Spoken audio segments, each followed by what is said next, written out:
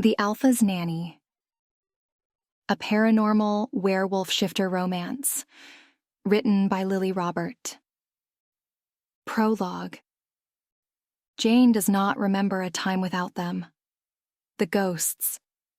They're everywhere if you know where to look, at street corners and reflections, through the crack of her bedroom door. But Jane has always been the only one who sees them. As she grew older, it became clear that no one else noticed their presence. No one but her. As a child, she'd point them out, asking who they were or why they lingered. The adults would exchange glances and say she was playing games. Eventually, though, they grew tired of her games. Maybe that's why Jane never got adopted, the ghosts. The orphanage assumed something was wrong with her. And in some ways, she knows they were right. She can't hold down a job with ghosts constantly around. It's hard to walk dogs when a headless specter screams for your help. The thing is, Jane feels sorry for them.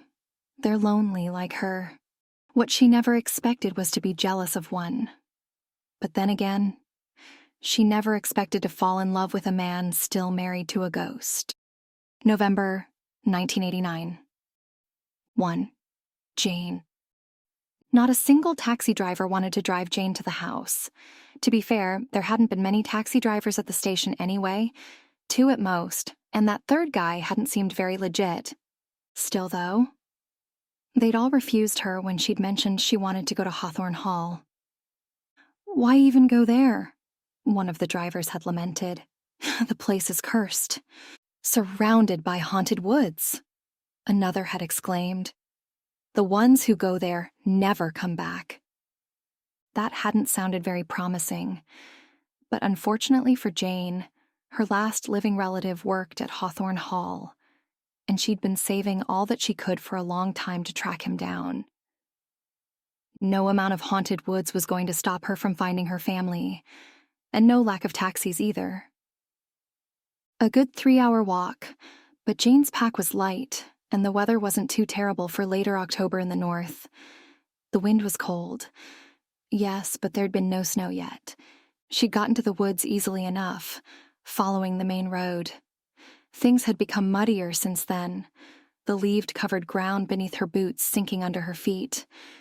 Her steps no longer crunched but squelched, the ground clinging to her boots as though the earth itself wanted to hold her back.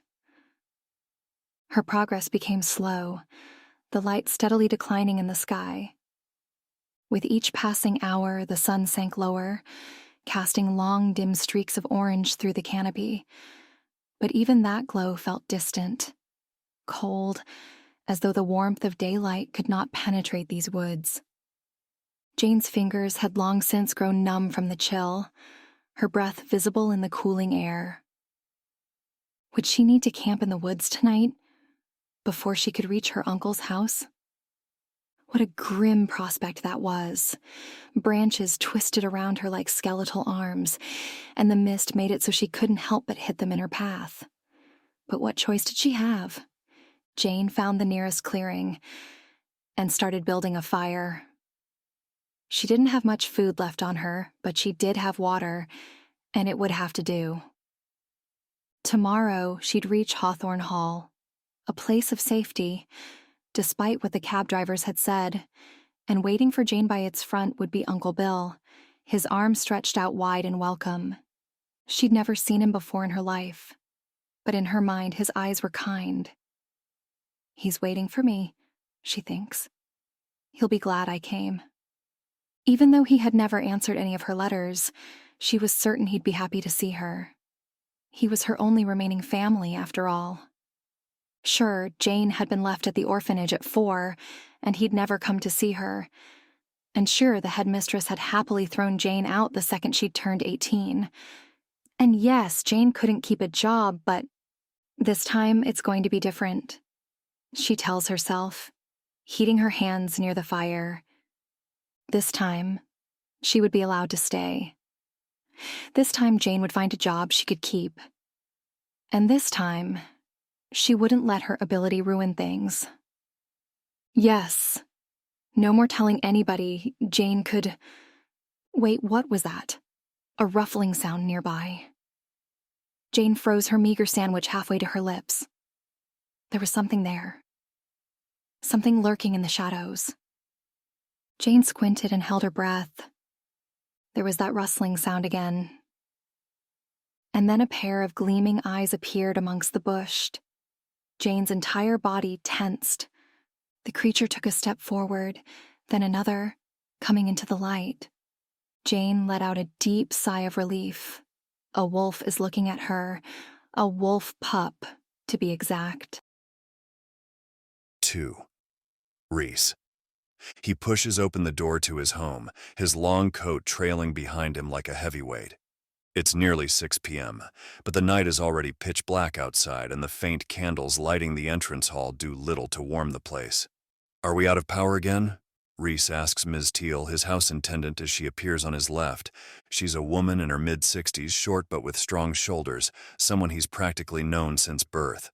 Her mate had been his father's beta when Rees was just a child. "Why would I light candles if we still had power?" The woman snaps, making Rees smirk.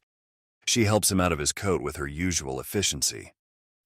"We weren't expecting you home so soon, Alpha," she comments, her tone neutral. "How's everyone down in the valley?"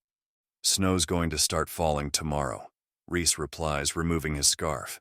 "We had to move a few families to the pack house. Didn't want them stuck with humans around during the blizzard, especially those with children." Rees sighs. By the time he'd left earlier, not everyone had been transported, and his beta, John, was still managing the entire move. If it had been up to him, Rees would have stayed and remained at the pack house with the rest of his people for the duration of the snowstorm, but he didn't have a choice, not anymore. "Where are the kids?" he asks, glancing around. He stares briefly at the large staircase that climbs behind him up the dark stone walls. Not a sound can be heard. No little footsteps rushing toward him. It's not like he'd expected them to come and greet him. Of course, they wouldn't. "In the drawing room upstairs," Ms. Teal replies with a wave. "If you'd like to go and greet them, I'll get started on dinner." Rees nods curtly, heading for the staircase, which curves upward into the cold, suffocating embrace of the second floor. Candles scattered along the hallway flicker like faint beacons, barely illuminating his path, which seems to disappear into the dark. This house had been beautiful once, he remembers, grand even. But now the air clings to him, as does the thick, oppressive silence, and there's no trace of warmth to be found. Only shadows and regrets. Filled with corners where the light dares not go, the mansion feels like it grips his shoulders, dragging him down. It whispers things in his ears he'd rather forget. Outside, the wind howls through a dance of dead leaves. "Sophie?" Rees calls, pushing open the door to the drawing room. He sees her bent over a low table, pencil in hand. Her long, light blonde hair falls like a curtain, covering most of her small face, the rest hidden under an oversized sweater. Her head snaps up to meet his gaze, and she smiles. "Daddy!" In an instant, Sophie's arms are wrapped around his leg, her speed seemingly increased while Rees was away. Her face buried into his leg, she's holding on as if afraid he'll leave again. Rees had been gone for a while, he supposes, guilt twisting in his heart. Perhaps even longer in the eyes of a young child. Sophie is only 5 after all, and time flows differently at that age. "Where's your brother?" he asks, distractedly patting her head. One look around the room tells him all he needs to know. And one brief, angelic glance from Sophie confirms it. "Sophie." Rees places his hands on her shoulders. "Where's Marcus?" The girl shrugs sheepishly, her eyes drifting toward the window looking outside onto the grounds. "Damn it," Rees mutters. 3. Jane. "Come back here," Jane yells, trailing after the wolf. She probably wouldn't have followed after it. She'd never heard of a pup of any kind who wandered too far from its mother, and she wasn't inclined to run into an angry, grown wolf. But the pup had stolen her bag, which it now held firmly between its fangs as it dragged it away. Jane didn't possess much, anything really save for this bag, and so, after the small wolf, she ran. Well, ran, if one could call stumbling around in the mud running. The mist was thick now. One could barely see anything further than their nose. And it was damp too, eerily cold. Jane relied on sound, specifically the one of her pack being dragged, to guide her along the path.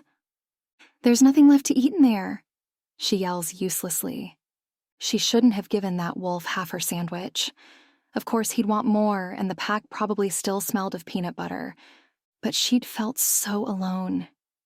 And the wolf had looked so small. Small, but alert. It had carefully observed her until, the next thing she knew, Jane was spilling out her life story. She'd done so while extending out her hand and purposely looking away, hoping the wolf would feel confident enough to approach. It was how she'd used to bond with stray dogs when she worked at the animal shelter. She'd worked there 6 months. A record. "You better not be leading me back to your parents," Jane called out again. "They'd probably eat me. You don't want me to get eaten, do you? I thought we were friends." It's a quasi-miracle. Jane's lamp torch hasn't run out of batteries. If not, she probably wouldn't have seen the tall iron gate emerge from the midst. It stretches upwards, disappearing into the low-hanging fog. Beyond it, just barely visible through the haze, a flickering light, weak and distant, illuminated the silhouette of a massive building. A mansion? The wolf howls. It's standing to Jane's right, in front of a small cabin nestled against the forest edge Jane wouldn't have seen without the pup. It's dropped her pack at the door, on the front porch. And now, its golden eyes meet Jane's. "What? Do you want me to knock?" she asks, out of breath still. Above her, the sky opens up, rain falling in sudden, heavy droplets hitting her head, just as the door creaked open, revealing a man. Thick and broad, his wide silhouette filling the entire doorway. "The heck are you?" the man asks, taking a step outside towards Jane. Then, his eyes fall onto the wolf and his jaw clenches. "Did he bite you?" he asks, and it takes a minute for Jane to realize he's speaking to her. She stammers, confused. "No, he didn't." The wolf whines, lowering its head. "Save it." The man growls, making Jane startle. "I don't want to hear it." "I didn't say anything." Jane blinks. The stranger looks away from the wolf like he somehow just remembered her presence. There's something wary in his stance, like somehow Jane is making him, this big man in his late 50s, uncomfortable. "You better come inside," he grunts, opening his door a little wider. Jane hesitates. The rain is pouring now, drenching her coat, but she doesn't know this man. "I'm looking for someone," she replies hesitantly. "A distant relative. I've been told he lives in—" "I'm Bill," the man snaps. "Come on inside, Jane. You as well," he adds to the wolf. And then he steps back inside his cabin, disappearing behind its walls. For Jane. Jane glances between her uncle, for this tall, imposing man is her great-uncle supposedly, and the wolf. The wolf is there, watching the fire Bill just started with a low growl. I know, I'm sorry." Bill grunts, though not unkindly. "But our guest is cold. I'll make you a warm drink," he adds, locking eyes with Jane. He seems to be somewhat of a grump, but there's something about him that makes Jane feel at ease despite it. Perhaps the family connection. "How did you know who I was?" she asks, feeling herself relax as the warm, sweet smell of melted chocolate begins to fill the air. Between that and the burning fire crackling away, Jane feels herself starting to warm up. Her fingers are still cold, though. "You smell like—" Bill clears his throat, eyes fixed on the heating milk. "I mean, you look like your mother. I'd only met her once or twice, but I remember her." Jane wants to ask him about her mother, but she doesn't dare. You've never answered my letters," she says instead. She immediately regrets it. She's just met this man, essentially erupted into his home, and not even 10 minutes later, She's going to berate him for not writing back? Not that you had to. Answer me, that is, she exclaims, waving her hands nervously. You don't owe me. Bill clinks the steaming pot of milk with his wooden spoon. He doesn't seem nervous exactly, more contemplative. I should have answered, he says eventually. I'm sorry. He settles 3 cups of cocoa on a tray and walks over to Jane, who smiles tentatively. Perhaps. You can't stay here, Jane, Bill says, not unkindly but with a firm edge to his tone. Her fingers twitch around her steaming cup. It smells delicious, but she's too nervous to drink from it. I wouldn't expect you to host me for free, of course, she hurriedly explains, feeling her cheeks flush. I could work. I could help you. An uncomfortable grimace flashes across Bill's face.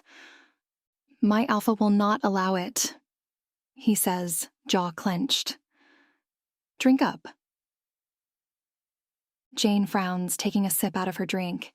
It's so delicious she immediately takes a second and a third, before registering what Bill's just said. You're... What? She asks, confused. Bill gives the wolf a glance. The latter seems to be growing a little agitated, grunting in Bill's direction. My master will not allow it, Bill says, eyes fixed on the pup. His eyes linger on the wolf as he clinks his mugs against Jane's. Go on, he encourages. It'll grow cold fast. Jane nods, gulping down the rest of her mug, the milk burning pleasantly down her throat. It's good, she says, putting it back down. Did you add spices to it? Bill smiles, though it's a tight smile. He's still looking at the pup, who's now shuffling around, whining.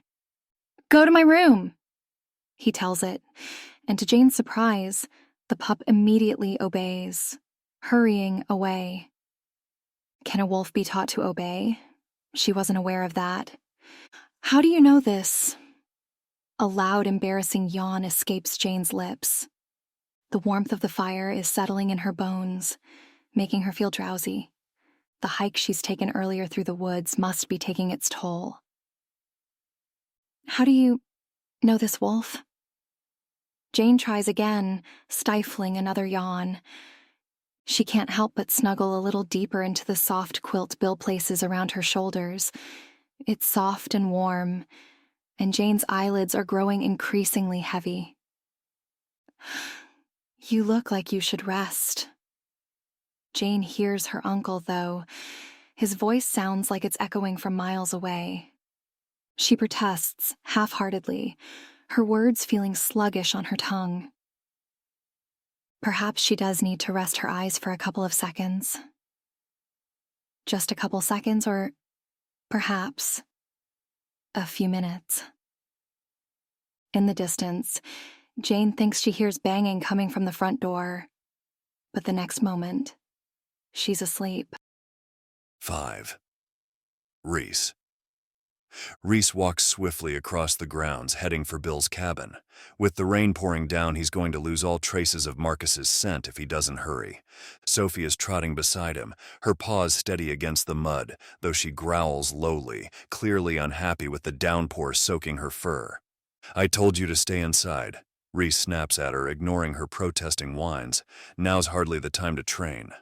Sophie whines again, her thoughts clearly on her brother.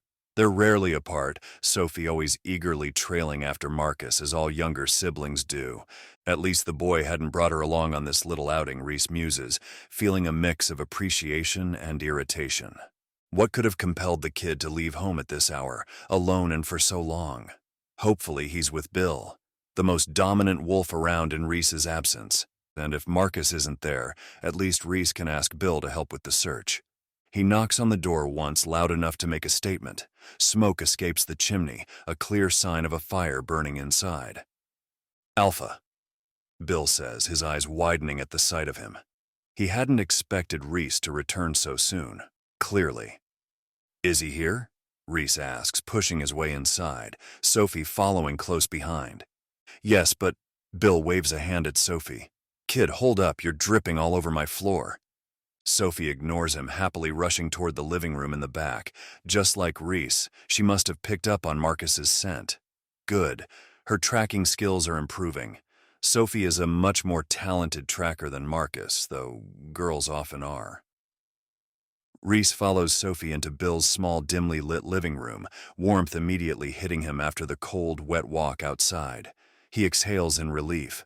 Watching the fire warily, Marcus is wrapped in a too large quilt, his bare feet sticking out from underneath. Sophie bounds over to him, tail wagging as her brother sets his steaming cup of hot cocoa on the floor for her. His hair hangs in wet clumps around his flushed face, and he avoids meeting Rhys's eyes, choosing instead to ruffle Sophie's fur with a forced grin. "Where were you?" Rhys steps forward, his voice quiet but firm. "Out." Marcus shrugs, pulling the quilt tighter around himself. Barely 8 years old and already acting like a rebellious teenager. Rhys's jaw tightens, sensing the boy's defiance. Now isn't the time to push, not with the storm outside and whatever trouble Marcus has gotten into tonight. He's about to let it go when Marcus turns to Bill, his voice edged with accusation. "What did you give her?" Rhys frowns. "Her?" There's a faint, unfamiliar scent beneath the wood smoke, something out of place. "Well, I couldn't let her see you shift back, could I, boy?" Bill grunts, a layer of guilt in his voice. Rhys's frown deepens as he glances around the room, his gaze finally landing on a large armchair facing the fire. His steps are slow as he walks past Marcus toward it. Then, upon seeing what's hidden there, he growls. Nestled in the chair is a young woman, buried beneath a quilt, fast asleep. Her light brown hair clings to her face in damp, tousled strands, the firelight casting soft shadows over her pale features. "What is this?" Rhys growls, pointing accusingly at the small human. She remains oblivious as he snaps his fingers in front of her face, her breathing slow and steady. "I sedated her," Bill explains with an awkward grimace. "Marcus needed to shift back. I couldn't think of anything else." Rhys ignores him, staring at the fragile figure, delicate bones and pale skin. A human. What had Bill been thinking, letting her come here? "She's a relative of mine," Bill quickly explains. "She wrote to me a few times. She has nowhere to go." "Get rid of her," Rhys interrupts, irritation lacing his words. He wouldn't have a human near his house or his children. Marcus could have encountered her in his wolf form. A shifter's bite almost always killed humans. But Alpha. Bill's face pales. "The snow. I want her gone by morning." Rhys barks, lifting Sophie under one arm and Marcus under the other. He drags the children away from the fire's warmth, kicking and screaming. Outside, there's only blackness and rain. He doesn't care. The dark he's grown used to. He just doesn't need any more complications. 6. Jane. The light is already high in the sky when Jane emerges from her slumber, mouth dry and wondering where she is. Her eyes briefly roam the room, vaguely recognizing the large stone chimney next to her, before settling on her uncle. He's seated at the dining table, drumming his fingers. "Coffee," he offers, pouring her a cup before Jane can even reply. "I made you eggs too." She hasn't even properly sat down when she is being offered the biggest breakfast serving of her life. Eggs, bacon, and a literal pile of bread. "You'll need your strength if you want to get to the bus stop on time," Bill tells her, filling up her plate. "It's cold out there." Jane puts a smile on her face as she nods. She's already outstayed her welcome then, and she hasn't even been here a day. "It's going to snow today. You'll need to leave right after you're done eating," her uncle adds, in case his previous dismissal hadn't been clear. Jane nods, cutting away a piece of bacon. "I understand," she says. And she does, because she doesn't know this man, and he doesn't owe her anything. "I'm sorry," Bill mumbles, eyes cast down. "I wish I—" "It's fine," Jane interrupts with a shrug. "Really, you don't have to explain." But Bill shuffles uncomfortably. "These lands belong to my master." He clears his throat. It's not up to me, you understand? Jane takes a peek through the window.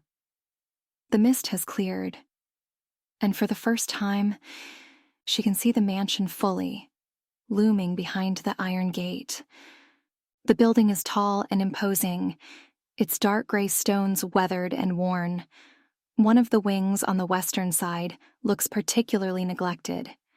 Parts of the stone appear scorched, crumbling away as if the structure is barely holding itself together. She spots shattered windows and blackened beams, still visible even after years of decay. "Is this where your master lives?" she asks, curious, her gaze lingering on the crumbling section. "Yes," Bill mutters beside her, noticing where her eyes have settled. Jane frowns, a knot forming in her stomach. "Was there a fire?" she ventures, hesitant but drawn to the eerie sight of the damaged wing. Bill shifts, clearly uncomfortable. "Yes, a terrible accident," he says quietly. "What happened?" Jane presses, feeling a chill despite the morning sun. "No one here likes to talk about that cursed day." Bill replies. Jane pulls her gaze back to the mansion. It looks like it's trying to hold itself in place despite its crumbling facade, as if clinging to something long lost. Jane frowns, a knot forming in her stomach. Not even an hour later, she said her goodbyes, her pack full of extra food. "Make sure you hurry across the forest. There's a bus stop down east near the edge of the woods that will take you back to town," Uncle Bill had said. "But there's only 3 per day and it won't run when it starts to snow." Jane had acquiesced, but now she wonders what she'll even do back in town. Where is she supposed to go? Now isn't the time to linger on these thoughts. Bill said it was going to start snowing soon. Jane walks along the iron gates surrounding the mansion as instructed, her uncle having claimed she'd find a clear path through the woods if she followed it for a little bit. She eventually sees it ahead, a small trail disappearing into the thick bushes of the forest, and is about to follow it when she notices something, or rather, someone. A little boy sits on the ground staring into the horizon. He can't be more than 8 or 9, with golden blonde hair falling in loose curls around his face. Something about him seems familiar, though Jane is certain she's never seen him before. That barely seems to matter, though, when despite the icy wind and freezing air, it occurs to Jane that the kid isn't wearing any clothes. "Oh my God," she exclaims, removing her coat as she rushes forward. "Kid, are you okay?" The boy visibly tenses the closer she gets, sending her a quick glance before averting his eyes. His rigid posture tells her he'd like nothing more than to flee, but he seems frozen in place. "Here," Jane says, gently placing her coat around the boy's shoulders. As she rubs his arms, trying to warm him, she notices something. His right arm.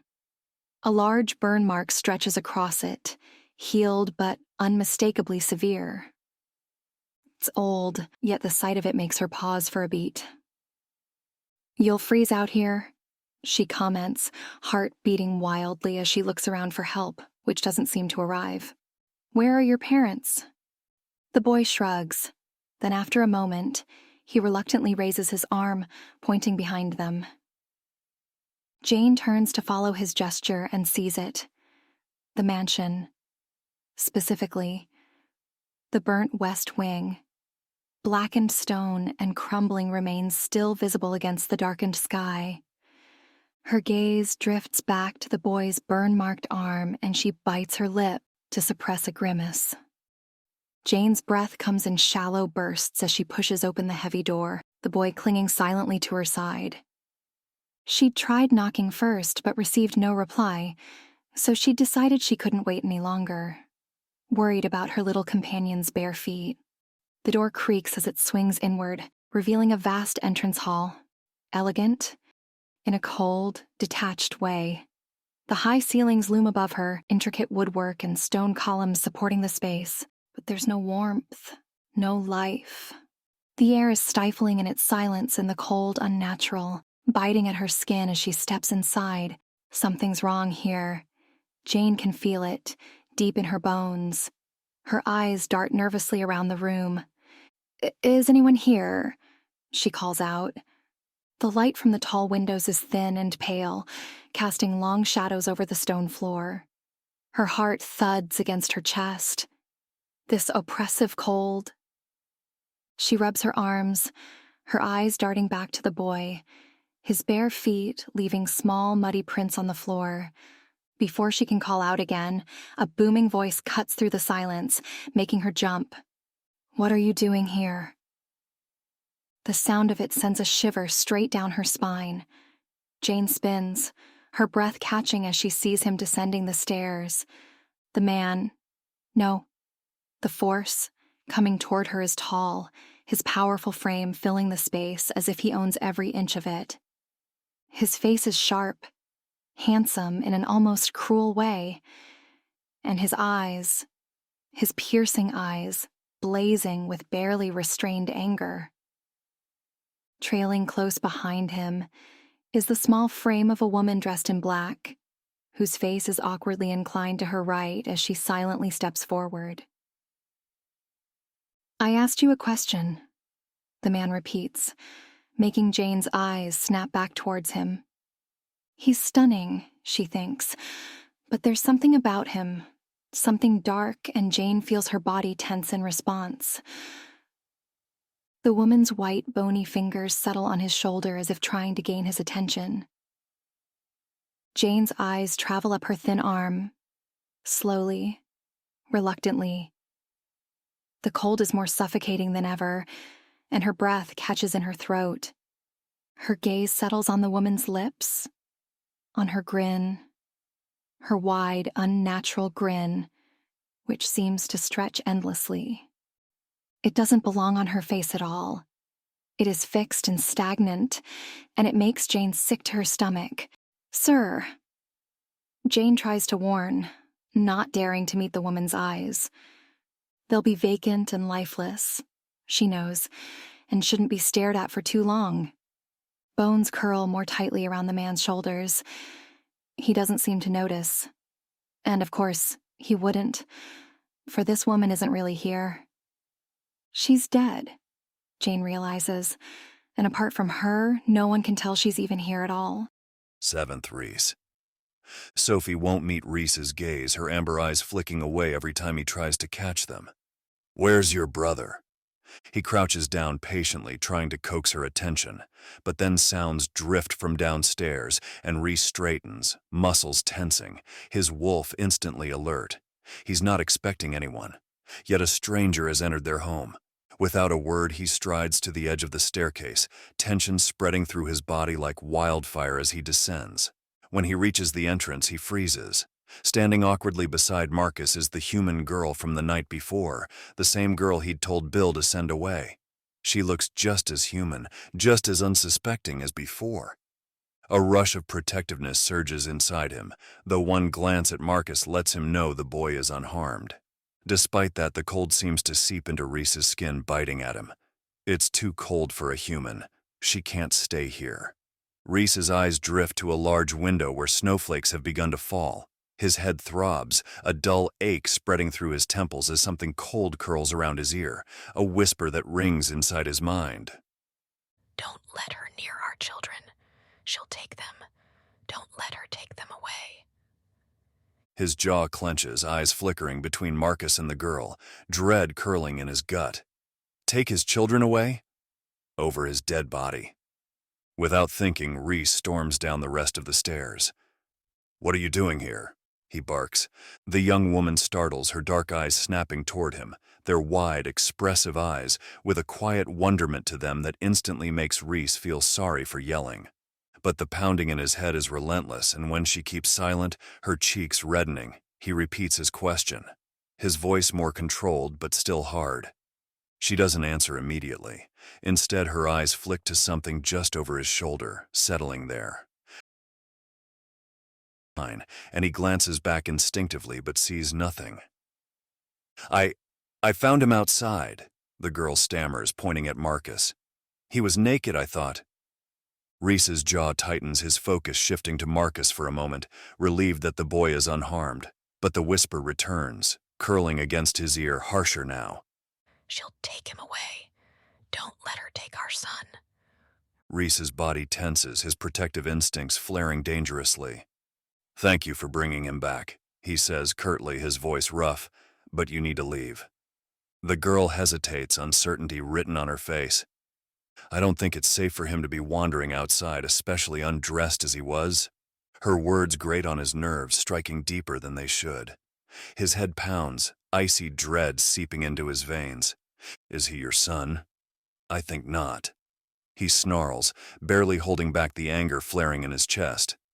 I said, leave. The girl flinches, her fists clenching at her sides, and still she won't look at Rhys. Her wide, teary eyes remain fixed on something over his shoulder. Sir, she tries, her voice shaky. Leave! Rhys barks, his wolf urging him forward.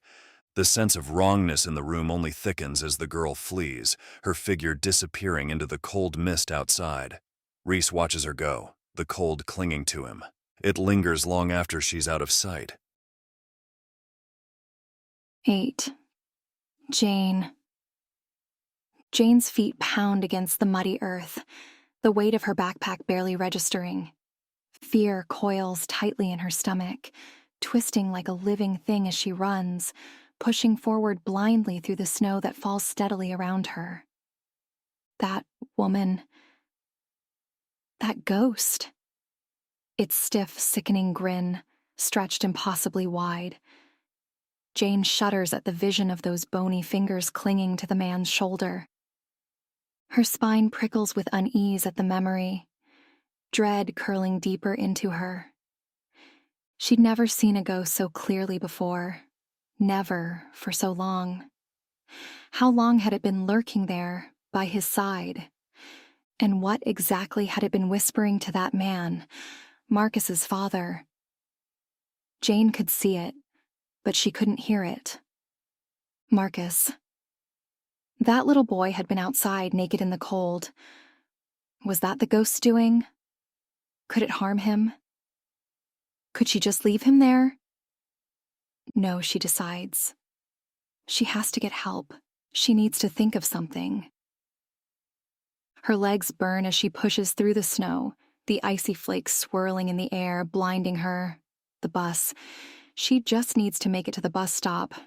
It will take her to town, and then she can find a phone, call social services, the police, someone.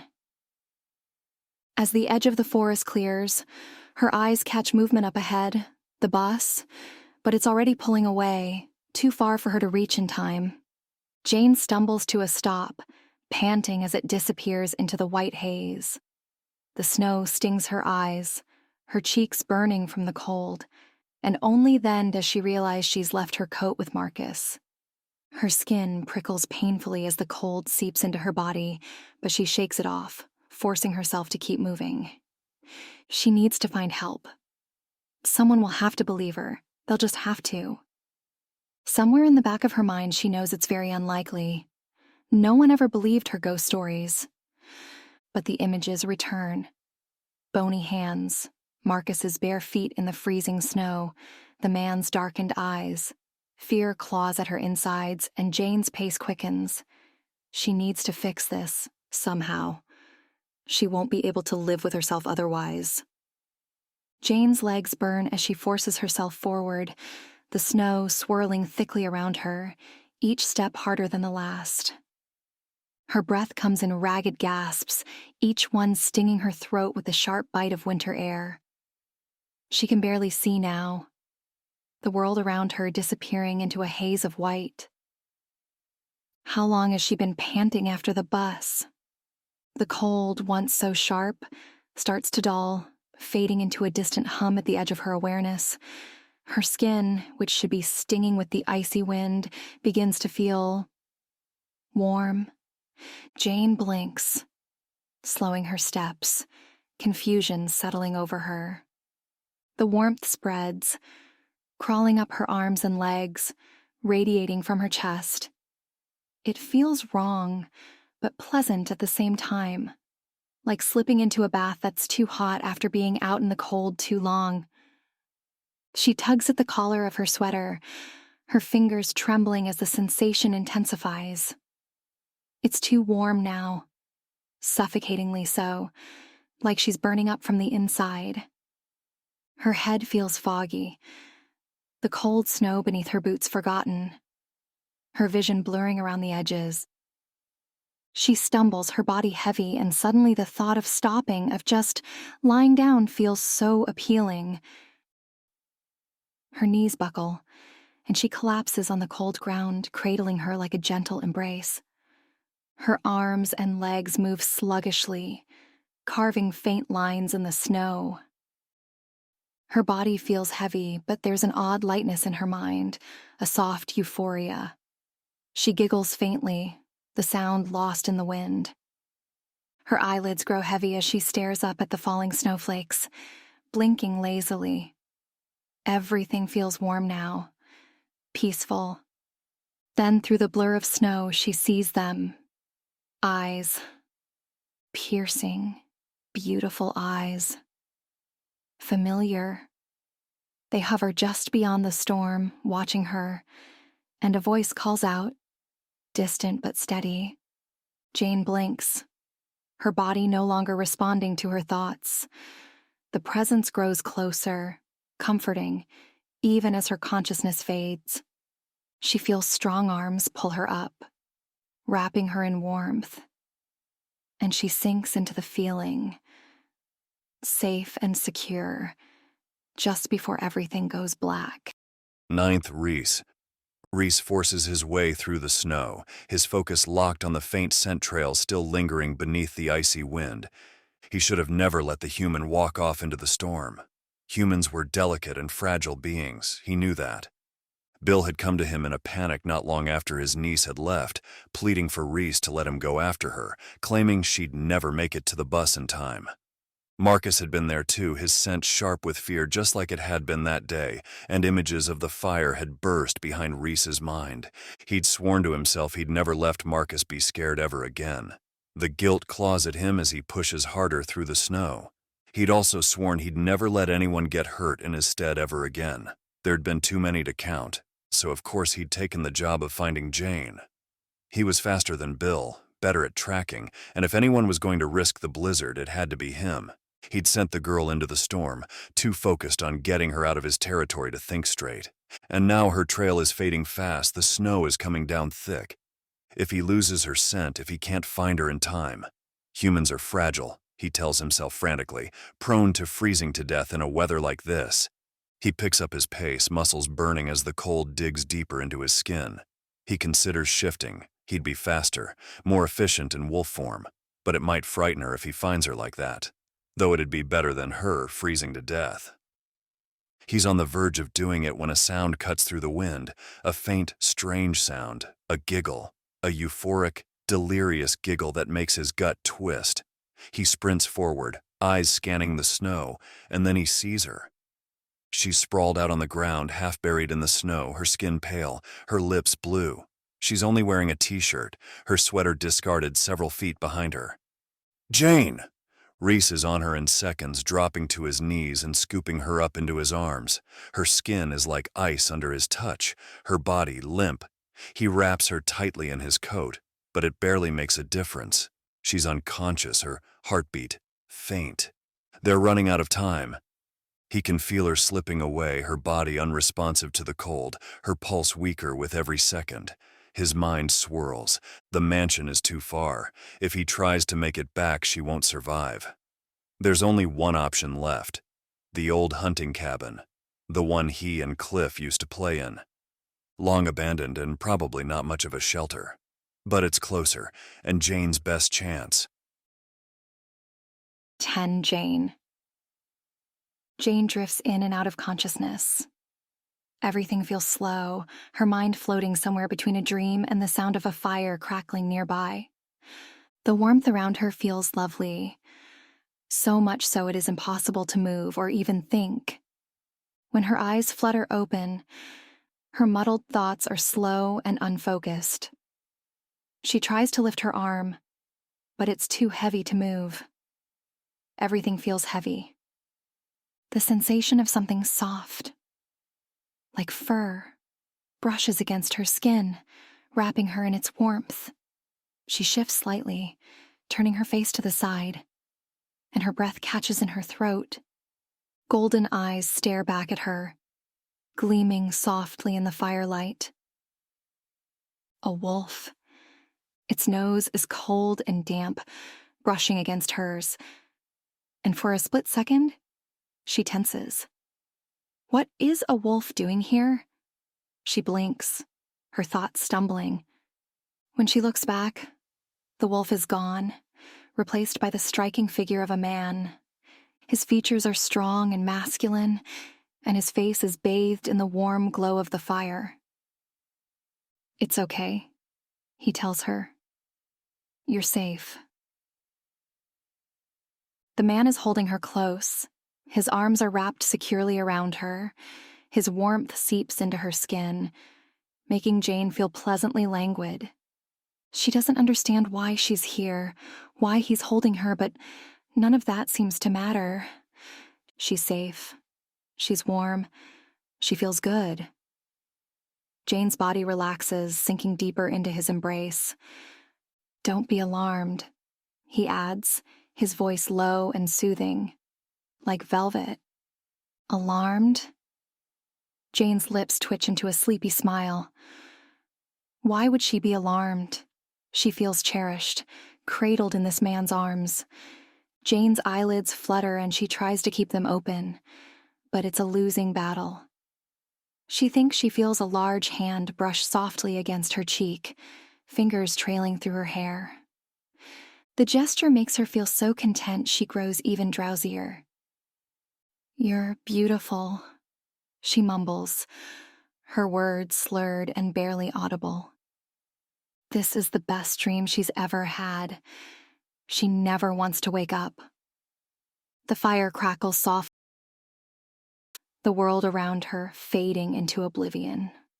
When Jane stirs again, she feels more grounded and aware, memories of the wolf all but a distant dream. The first thing she notices is the weight of the quilts piled over her, heavy and warm. Her fingers move sluggishly against the fabric, and she takes in a deep breath, the scent of burning wood filling her senses. Her eyes drift upward, taking in the high wooden ceilings that stretch above her. The space feels grand and rustic, old yet well kept, with thick wooden beams crossing overhead. Where am I? Jane's mind feels clearer now, the fog of her earlier confusion lifting slightly. The last thing she remembers is the snow, the cold biting at her skin, and then the warmth. The man. Before she can dwell on the memory of him any longer, a sound catches her attention. Light giggles, almost like whispers, float through the air. Jane frowns, her gaze sweeping the room, searching for the source. At the end of the bed, just barely visible over the edge of the mattress, she sees them. Two tiny blonde heads peeked out from under the covers, their crowns of curls barely visible. "Shut up, Sophie," a small voice mumbles. "You'll wake her." The giggles stop abruptly. "Do you think she'll be mad?" An even smaller, feminine voice counters. A little girl is speaking, Jane realizes. "Probably not." A boy replies, "But the alpha will." "Maybe when she wakes up she can bake us cookies," the girl says, sounding hopeful. Jane smiles, amused. "I do have a great recipe." She chimes in, sitting up. Silence. Then, at once, two small faces with round, surprised eyes emerge behind the edge of the bed. Jane instantly recognizes the boy as Marcus, though the girl is slightly young with long blonde curls she's never seen before.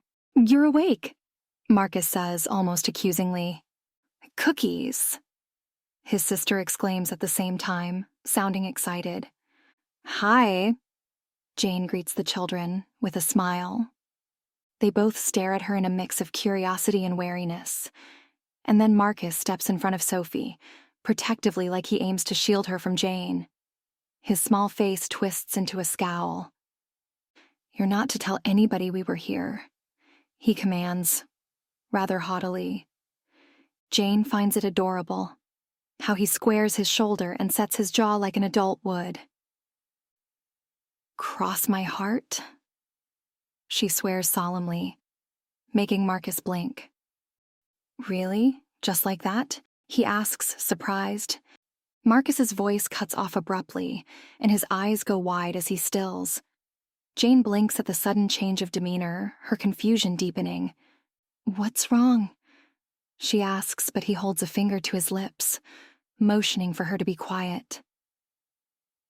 "Someone's coming," he whispers, his body tense as he glances toward the door.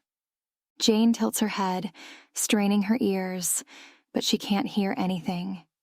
But before she can reassure them, Marcus drags Sophie from the end of the bed, diving with her behind it as if their lives depended on it, and just in time. Standing at the door, Uncle Bill's concern melts into relief the moment his eyes land on her. "Jane," he breathes, stepping into the room. "Thank God you're awake." From behind the bed, Marcus pops his head up. "Oh, it's just Bill," he mutters, making Sophie grunt in annoyance. "I could have told you that," she says, crossing her arms. "I could scent him from miles away." Bill winces at her words, glancing briefly at Jane before clearing his throat. "All right, out you two. Your father wants to see you." Bill shuts the door behind them and turns back to her, his expression softening as he comes to sit beside the bed. "How are you feeling?" he asks, his voice gentle, though there's an edge of guilt in his tone. Jane shifts slightly under the weight of the quilts. "I feel fine, I think." She looks around the unfamiliar room, trying to piece everything together. "Where am I?" Bill sighs, rubbing a hand over his face. "You're at my master's house, up at the mansion." He pauses, his eyes flickering with remorse. "I'm so sorry, Jane. I shouldn't have told you to leave when I knew the storm was coming." The memory of the snow flashes in her mind, cold, biting. "It's not your fault," she begins, but Bill shakes his head, cutting her off. "You almost died," he says, his voice tight. "You would have if my master hadn't found you in the snow." Jane frowns. Her uncle's master had gone after her, that same man who'd cast her out with anger in his eyes. It feels foggy, like a distant dream. She remembers the cold, the overwhelming exhaustion, and the warmth, a presence by her side. Had that been him? Surely not. A dream, that's all. I don't remember much," she admits, flustered, because the glimpse of something just as pleasant as it is surprising flashes through her mind. The feel of a strong, masculine frame pressed against her own, the touch of muscular arms holding her close. Heat coils within her. It's blurry, but Jane remembers feeling safe and warm and so good. This must have been a dream. "Was your master angry?" she asks, biting her lip. For some reason, the thought doesn't sit very well with her. "I know he wanted me gone." Bill shakes his head. "If anything, he felt sorry for putting you in danger. He's not unkind, just a bit gruff," Jane thinks, like the sound of his deep, rumbling voice against her ear, promising to keep her safe. A delightful shiver runs through her spine. Just a dream, she tells herself, feeling more than a little flustered now. Nothing more to it. "Are you all right?" Bill asks, suddenly looking a little uneasy. "You seem..." "Fine," Jane gasps, cheeks flushed. "If you could just give me my clothes, I'll be on my way." The thought of running into that man after he's kicked her out and then rescued her, only for Jane to be assailed with distracting, vivid thoughts of him. Thoughts she has no place having, solely based on foolish, fevered dreams. She doesn't think she'll be able to look him in the eyes. "You can't leave, Jane," Bill says. "We're snowed in." A silence befalls the room, her uncle's words taking a while to register. "Snowed in?" Jane blinks, feeling dumb. The storm's gotten worse. Bill nods grimly. The roads are blocked, and it could be days before it's clear enough to leave. Jane's heart sinks at the thought. "Days?" "A couple weeks at most," Bill adds. "But don't worry. You can stay here in the meantime. It's all been arranged with the boss. He's agreed to it." Weeks. Jane sinks back into the pillows, her mind racing. 11. Rees. Rees can still smell the girl on him. He's taken 3 showers already, resulting in him using cold water so as to not deplete their entire reserve. And yet, while faint, that sweet and floral fragrance of hers still clings stubbornly to his skin. It's a distinct and pleasant scent for a human one, he thinks. Most of them don't smell much of anything, a blend mix of sweat and cosmetic products. But Jane. He hadn't been able to smell her much at first, the tinge of smoke and burning wood from the fire he'd made in the cabin dominating his senses. But after she'd begun to grow warm, slowly but surely coming back to life, he'd enjoyed it. Her scent. It had made him feel soothed and at peace. Strange when he could barely remember what peace felt like anymore. Rees sighs, pacing the dining room as Ms. Teal sets the table. They'll be stuck here a while, he thinks, aggravated. Would the children behave around the human? They were already being confined inside because of the snow, but with Jane here they wouldn't even be able to shift. Neither would he, Bill, or anyone else, but it was different for adults. Children had much trouble controlling themselves. Rees settles down in his seat at the far end of the breakfast table. Eliza stares from above the chimney near the end of the room, her deep blue eyes kind and indulgent. "What would you have done?" he asks her under his breath. Eliza had always been more patient than him, more joyful. When they were kids and Rees was always sulking in a corner for one reason or another, she'd take his hand and drag him back into the sun. But there was no one left to drag him anywhere nowadays. No more sun. No more warmth. And he would have lived with it if it wasn't for the fact that his children deserved better. Better than this and better than him. They deserved their mother, but Eliza is gone. A cold, aging painting in her stead. Something cold wraps around him, a gust of wind, perhaps? The windows are closed, but outside the weather is atrocious, with heavy blinding snow blowing thickly around the house. Rees's fingers twitch against the surface of the table. At the far edge of the ground, he can see the outlines of the lake, frozen in ice. "We could go for a swim, just like old times." Rees murmurs to himself in a voice that doesn't sound like him at all. A feminine voice, one he misses but which to come from far away. "I miss you." It says. "Why do you insist on keeping us apart?" Rees shifts in his seat, pain growing behind his eyes. Not again, he thinks distantly. He'd like it to stop. "I can make it better." The voice says, stronger now. "Please, come with me, my love. We could take the children." Not the children. Rees snaps, making Ms. Teal startle. She's back inside the room he hadn't heard her arrive, plates in hand. "Sir?" she asks, giving him a strange look. Rees grunts out a reply, his eyes drifting back to the window. "Not the children," he repeats faintly. His migraine is pounding and a shiver runs down his spine.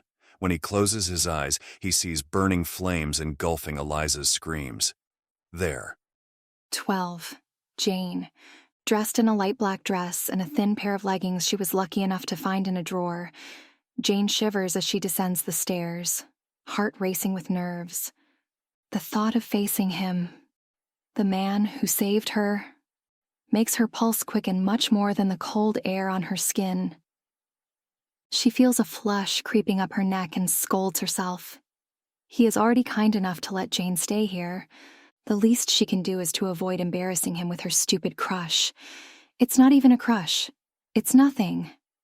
No, less than nothing. As she nears the dining room, she hears the children talking. And then, Ariel makes a wish to become human. "We know, Sophie." Marcus groans. "We were there. We've seen the film." "Georgie hasn't." "It's Miss Teal, dear." A woman's voice replies, making Jane freeze. The children's mother. Jane's stomach twists uncomfortably. She hadn't even considered the idea of meeting the lady of the house, hadn't let herself think that far, but of course there would be a Mrs. Hawthorne. The sinking weight in her stomach makes her feel foolish. She forces herself to take a breath before stepping into the dining room. The children fall silent at the sight of her, their eyes widening as she enters. She quickly drops her gaze, though not without noticing that the woman sitting in the corner is much older. She can't be their mother. She hesitates before finally allowing herself to glance at the end of the table, her heart thudding in her chest. He's here. She knew he would be. But the sight of his imposing form, sprawled in a chair at the far end of the room, makes her knees feel a little weak. "Mr. Hawthorne." Bill greets, inclining his head. Jane is feeling better. Her savior doesn't even seem to hear Bill, his attention fixed on something outside, his profile illuminated softly by the morning light. And oh, what a profile it is. Jane's eyes drink him in before she can stop herself. The strong, noble line of his jaw, the way his dark blonde hair curls slightly just above his ear. His cheekbones are sharp and defined, and he's even broader than she remembers. But as she takes in more of him, she notices something else. Tension is visible in his shoulders, and he looks tired, the lines of his face taut. Jane's fantasy falters, concern creeping in. "Dad?" Sophie asks, timidly. Besides her, Marcus gives Jane a somewhat apologetic look for his father's dismissiveness. But the latter doesn't take offense, because next to Mr. Hawthorne, an arm half wrapped around his frame, it has appeared. Long black hair covers most of its face, and it suddenly occurs to Jane that she is an absolute fool. There's a lingering spirit in this house. How could she forget? Its neck is still bent in an odd shape, but when its eyes move, face angling towards Jane, the ghost sneers. "Jane, have a seat," Bill says, making her jump. The ghost is touching Mr. Hawthorne's face. It's touching him. And its lips are ushering out muted words, ones Jane can't hear but that are affecting Mr. Hawthorne. He blinks, and then his eyes meet Jane's and his face hardens. "What the hell are you wearing?" he asks, more of a growl than a question. "What?" Jane blinks in surprise. His eyes roam over her form, and that is when she pales, realizing she should probably have asked before borrowing any clothes. "I apologize, sir, but my—" He snaps out of his chair, body rigid and fists clenched, though that is not what makes Jane fall silent. It's the way the ghost is smirking, a mean smirk that rings false, paired with its vacant eyes. She barely notices Mr. Hawthorne stomping her way with how sickened she feels by the sight of that ghost. "It's right there." She wants to scream, though the words won't escape her lips. It's no use. She knows. She's tried so many times to tell others about them. She told her relatives, and when her relatives grew tired of her, she told the ladies at the orphanage, and when the ladies grew tired of her, she told her teachers at school. But no one ever believes Jane about the ghosts, and Mr. Hawthorne won't either. "Take it off." A deep, gruff voice pulls her out of her thoughts. The man is towering over Jane, so pale he could pass for a ghost himself. "What?" Jane asks, noting the faint tremors running through his large frame. His eyes are blue and dark and full of pain. "Off!" He barks. Behind them, everyone's quiet, their heads lowered. Sophie is whining, and Marcus looks like he wants to let out a sound, but he can't. The ghost's grin is still and wide, a gaping, horrid void. All right. Jane meets its gaze. I'll take it off. I get it. She says this calmly and moves slowly, gauging how the ghost reacts. It doesn't. But when her dress falls to the ground, leaving Jane in only a bra and leggings, Mr. Hawthorne does. He gapes, looking lost, and then he grabs onto Jane's wrists, as if he's worried she'll remove anything more. He blinks, as if he's just woken up from a bad dream. The ghost's presence grows fainter. Its vacant stare falls onto where Mr. Hawthorne's fingers linger. Instinctively, Jane grabs onto the man's hand and squeezes tight. The ghost evaporates instantly. Who? Mr. Hawthorne's shoulders sag. Who are you? His tremors are receding, and a little color is returning to his cheeks when she meets his confused gaze. I'm Jane. She replies, smiling tentatively. Relief is flooding through her veins, making her feel a little giddy. The ghost is gone. How she can't be sure, but something tells her she had something to do with it. And most importantly, Mr. Hawthorne looks like he's feeling better. Jane, he says, recollection in his tone. He smiles back, softly, and Jane's breath catches in her throat. She's seen this smile before, she thinks. She's seen it in her dreams. 13. Rees. Rees feels like he's surfacing from murky water, his senses gradually sharpening until his gaze lands on the small human. Her wide, dark eyes are filled with curiosity and something else. Shyness? Uncertainty? Has he scared her?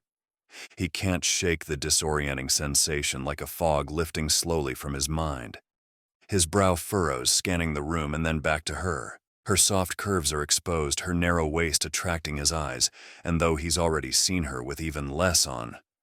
Tightening his jaw, his hands move before he can fully process it, and he pulls off his sweater.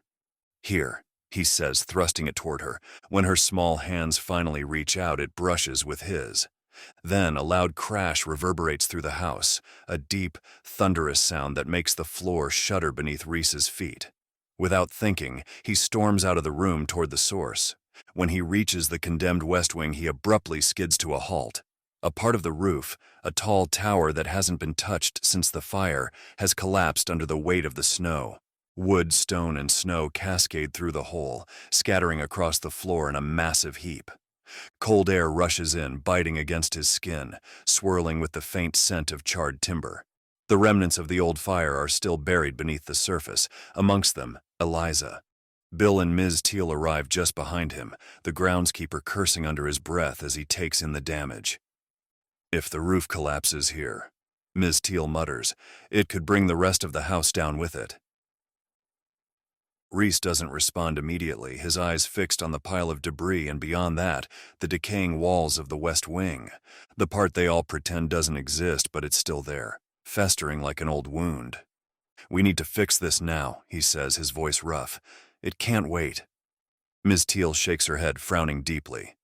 The house isn't safe as long as that wing stands. When the blizzard clears, we should move. The children could... Leaving? Rees cuts her off, his tone sharp. We're not leaving. Rees's gaze wanders over the destroyed section again. He hears it still, the roar of the flames, Marcus's screams, Eliza's pleads echoing in his ears. The heat of it, the acrid smoke, it all clings to his skin. Though not so much as his guilt. He can't leave this place. He can't leave Eliza behind, not again. We'll fix it, Rees repeats, his jaw clenched. We have to keep this place standing. But Alpha, the foundations are crumbling. Casting a wary glance at the wreckage. The house is holding on by threads. Sometimes it's better to let go. Rees looks at him, his expression hardening. We're not letting it fall apart, not while I'm still standing. Get what we need, we'll start repairs immediately. I'll help, Sophie's voice pipes up from behind. Rees turns sharply, eyes narrowing as he spots the children. The small human is with them, and the sight of her in his sweater makes him pause. The material falls well past her knees but doesn't hide the way her hips flare, making his wolf stir at the sight, pleased. Rhys forces himself to focus on Marcus. The latter looks a little pale and there's resentment in his eyes. He shouldn't be here. His children should never come here. "It's too dangerous, Sophie," he says, his voice gruff. "You and Marcus will stay where it's safe." "But Dad," the girl protests, stomping her foot. "We're bored. We want to help." Rhys clenches his jaw impatiently. They don't have time for this. They need all hands on deck, but the kids. His gaze flickers between the collapse and the children. Ms. Teal speaks up again. "Alpha, I need to inspect the house quickly. If more of the roof collapses, we'll be in bigger trouble." And she's right, of course, but they can't leave the children unattended, so if Ms. Teal is busy inspecting the roof... A soft voice cuts through his thoughts. "Mr. Hawthorne, I could..." Rhys's eyes snap to Jane, who instantly stammers. Yes?" He pushes. Jane swallows, her cheeks flushing slightly. "That is," she pursues, a little less assuredly. "If it pleases you, I wouldn't mind." Rhys' brow furrows. "You wouldn't mind what?" He presses. Jane meets his gaze. "I'm happy to watch them," she exclaims. "The kids. I'm used to them. She clears her throat. "I'm good with kids. I've babysat before." Rhys wants to reply, but his wolf is picking up on a subtle change in the girl's scent.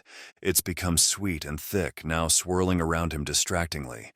And all the while, she watches him, her eyes wide and her pulse fluttering. Tellingly so. Rhys averts his gaze. She's human. A tiny, delicate human he could easily harm if he's not careful. But God, does she smell good. "Jane, can we bake cookies?" Sophie chimes in, her face lighting up. Even Marcus seems interested now, the anger in his eyes evaporating as he turns toward Jane. Rhys's jaw tightens as he weighs his options. Time is ticking. Jane's offer solves their immediate problem. The children seem to like her well enough, and she's stuck here anyway. "Fine," he snaps, more command than approval. "Jane will watch the children, but Marcus..." He gestures for his son to come closer, pulling him aside while waving Sophie and the human out of the room. "Don't shift in front of her," Rhys says quietly, his voice stern. "No one shifts in front of her." Marcus looks thoroughly unimpressed. "No shit," he says, making Rhys growl. "No swearing in this house." The latter snaps. Then, taking in his son's offended expression, he sighs. "Look," Rhys puts a hand on his shoulder. "Jane is human, fragile. You know what would happen if one of us were to bite her." Marcus's expression becomes solemn. "I know, Alpha." He says, "I'll keep her safe." Rhys nods, though the unease doesn't leave him. As he watches Marcus follow Jane, her scent lingers in the air, and despite himself, his wolf stirs again. The sight of her in his sweater, small, curvy, with her flushed cheeks and dark eyes, stays with him longer than it should. 14. Jane. The children, while looking very much alike, have widely different personalities. Sophie is bright and chirpy, though she cannot seem to hold in place. Brimming with astounding energy, even for someone her age, she seems to bounce from place to place at surprising speed, asking multiple questions and commenting on every little thought in her head at an increasing pace. Marcus, meanwhile, is taciturn. He doesn't seem very interested in anything, a certain melancholy ever present in his eyes, and he doesn't like the attention to be focused on him. He tends to hide his arm, the one with the burn, behind his back. Something about the way he holds himself, how his eyes become absent at times, worries Jane. She tries to engage him, but while apparently happy to stay beside them, Marcus doesn't interact much, and, if so, always to shush Sophie or get her to calm down. She obeys her brother remarkably, though never for very long. Jane looks around for the ghost, worried it may be the cause of Marcus's sullen mood, but currently it is nowhere to be seen. Could she have gotten rid of it for good? That's not usually how it works. Removing a second batch of cookies in the oven, her thoughts drift to Mr. Hawthorne, who's disappeared to inspect the house and fix his roof. They've been gone a while. she comments, more to herself than the children. Perhaps we should light a fire and get them to come inside? Marcus tenses visibly at her words, which doesn't fail Jane's notice. He must remember being burnt, she realizes, saddened. Could it have happened in this house? In the fire that destroyed the West Wing? Why? Sophie asks, her eyes round curious. Why? Jane pauses, trying to remember what they'd been discussing. Well, they might be cold outside on the roof. Sophie stares in confusion. Why would they be cold? She asks, giving Marcus a curious look. The latter shrugs, seemingly confused about the concept as well. Well, because... Jane purses her lips. No need to keep mentioning fires, she thinks. Never mind. Sophie grabs a cookie, quickly shoving it in her mouth. If I get cold, I turn. She tells Jane like the sentence makes sense, which it doesn't. Turn? Turn to what? Sophie. Marcus' head snaps up. Shut up. Jane places a hand on the girl's shoulder, seeing her tense at his harsh tone. It's all right, she tells Marcus. The boy snarls. It's such a surprising expression on a young child face Jane startles.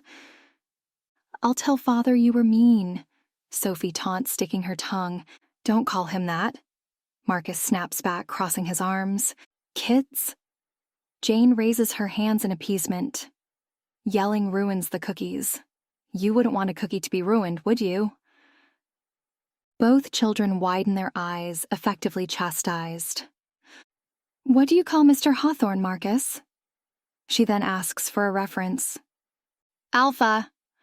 Marcus replies with a shrug, though accepting the cookie Jane hands him. That word again, Jane thinks. Bill also mentioned it, she's sure of it. That's because he's our alpha and our father. Sophie explains, catching Jane's puzzled frown. Marcus growls, snapping up from his chair and running out of the room. Don't worry about him, Sophie says, though she looks a little saddened. Dad says he's sad because he misses Mom. She looks up at Jane. I don't remember her at all, so it's okay that she's gone. An uncomfortable weight settles in Jane's stomach. I'm sorry, Sophie, she says quietly. She leaves the little girl to watch another batch of cookie heat, while she follows after Marcus, who luckily hasn't gone far. He's seated in the dining room, crouched in a corner. You know, she tries, sitting beside him. My mom is gone too. Marcus shrugs, though he doesn't tell her off, which she takes as a good sign. Sometimes I worry I'm going to forget about her, Jane tells him softly. It makes me feel sad. Marcus blinks, raising his face towards her. Really? He asks, his voice small. Sure. So, I write about her in my journal, or I talk about her. That way the memories stay with me. Marcus' fists clench. I don't know how to write, he confesses. Or not very well. And the alpha doesn't like to talk about her. He says he doesn't mind, but I know he does. Jane marks her surprise. If you'd like, I could help you learn to write, she offers, and in the meantime, you can talk to me about your mom whenever you want. What was she like? She asks, placing a careful hand on Marcus's shoulder. The boy doesn't reply. Instead, he points at something behind Jane. A painting, she realizes upon turning around. The painting is of a woman with long black hair and clear blue eyes. She knows where she's seen that woman before, because that woman, Marcus's mom, is the ghost she's seen hanging around Mr. Hawthorne twice now. Oh God, she tells herself, biting back a grimace. The ghost is his dead wife. 15. Rees. Rhys collapses onto his bed, exhaustion weighing him down like a lead blanket. 3 days of ceaseless work on the roof, battling the storm, and he's spent. He must be getting old. The storm made it difficult, though, snow piling up, the wind howling through the gaps in the roof as they tried to patch it. But Rhys had pushed through with Bill's help, Bill who was worried the small human Jane would take notice of how quickly they'd worked. "She can't know about us," he'd said as if Rhys didn't know that. He sighs. His clothes are still wet, caked with mud and snow, but the thought of changing, hell, the thought of getting up, feels like too much. He stares up at the ceiling, his eyes wide open, pain building behind them. He should rest. But his thoughts scatter, drifting from one place to another, always returning to the same source of unease. When would the tiny human be able to leave? He's worried about the children becoming too attached, Sophie having already taken a liking to her. Though Sophie is starved for affection, for joy, and for light, her bright, boisterous energy reminds him so much of Eliza. Like her mother, the child is strong, determined, and full of life. It haunts him. And then there's Marcus, who's nothing like his sister, having taken from his father's side of the family. Rhys runs a heavy hand over his face. The boy is distant, sullen, carrying a quiet melancholy that worries Rhys more than he'd ever admit aloud. Marcus misses his mother. He'd been 4 when she died. He remembers her. Sometimes it feels like he even remembers what happened when he looks at Rhys with such heavy betrayal in his eyes. Marcus never talks about it, though, certainly not to Rhys, but perhaps to somebody else, someone warmer. Passing through the drawing room yesterday, Rhys had spotted the boy bent over a book, Jane by his side, patiently guiding him through words. It was the first time in a long while that Rhys had seen Marcus engage in something other than honing his shifter skills. Jane would have to leave, though. Perhaps she could help Marcus open up before that. Rhys doesn't want the boy to grow up burdened with the weight of becoming alpha like he has. He loves his children fiercely, but he feels out of his depth with them. They are the mirror of the woman he couldn't save and the constant reminder that it is Rhys who should have died that day. The world would be a better place without Rhys in it. The children would still be with Eliza. Right now it feels like she is still here, whispering plaintively in his ears. A familiar cold settles over his skin. Her loss is always there, a dull throb in the back of his mind. But when it sharpens like it does now, the room feels darker. Rhys shifts slightly in bed, but sleep continues to elude him, his thoughts growing heavier, more scattered. 16. Jane. Jane watches as Sophie bounces around the kitchen, her energy infectious as they prepare a tray piled high with breakfast leftovers. Marcus, ever quiet, stands by her side, half-heartedly arranging food on the tray, his eyes distant. It doesn't sit well with Jane. None of this does. Yes, the children have everything they need here. The house is grand, the meals are plenty, but their mother is gone and their father... Well, it feels like Mr. Hawthorne is always busy, always finding something to do to avoid his own children. "I think it's sweet you're making him breakfast," Jane says softly as they work, the clatter of plates and utensils the only other sound in the grand, quiet kitchen. "It shows you'd like to spend more time with him." Sophie beams. "Do you think he'll like our drawings?" Jane's eyes fall on the 2 artworks she kids had prepared yesterday, laid out on the table. Sophie's is vibrant and full of color, with rainbows and swirls of sunshine in every corner. But it's Marcus's skills that catches her attention. He'd not only helped Sophie draw her mermaid's tail, he'd also sketched a detailed portrait of Mr. Hawthorne, though, adding a long scar to the left side of the man's face. "Is your father a pirate?" Jane asks, wanting very much to encourage his creative endeavors. Unfortunately, Marcus looks unimpressed with her efforts. "That's not my dad, that's Uncle Cliff." Balancing the large tray between her hands, Jane follows Sophie and Marcus upstairs. The children are eager, Sophie skipping ahead, Marcus more reserved but still following along. When they reach Mr. Hawthorne's bedroom, Marcus is the one to knock, his small fist rapping against the door. There's no answer.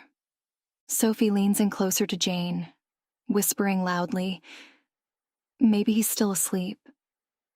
Marcus, already retreating, shrugs. We should just leave it. Memories of Jane's own childhood come flooding back.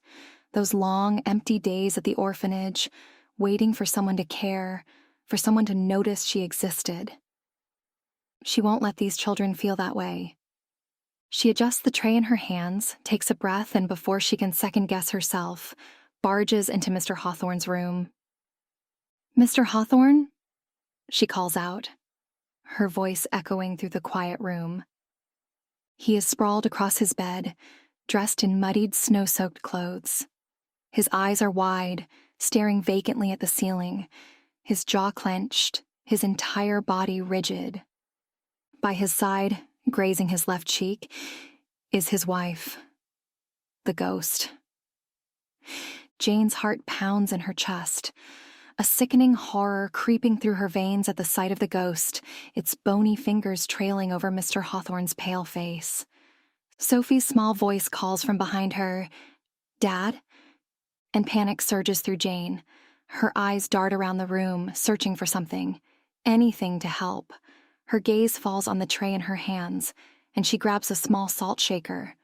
Without thinking, she steps toward the bed, spins around, and throws the salt over her left shoulder toward the ghost. The effect is immediate. It vanishes, the air growing lighter, and Jane exhales in relief.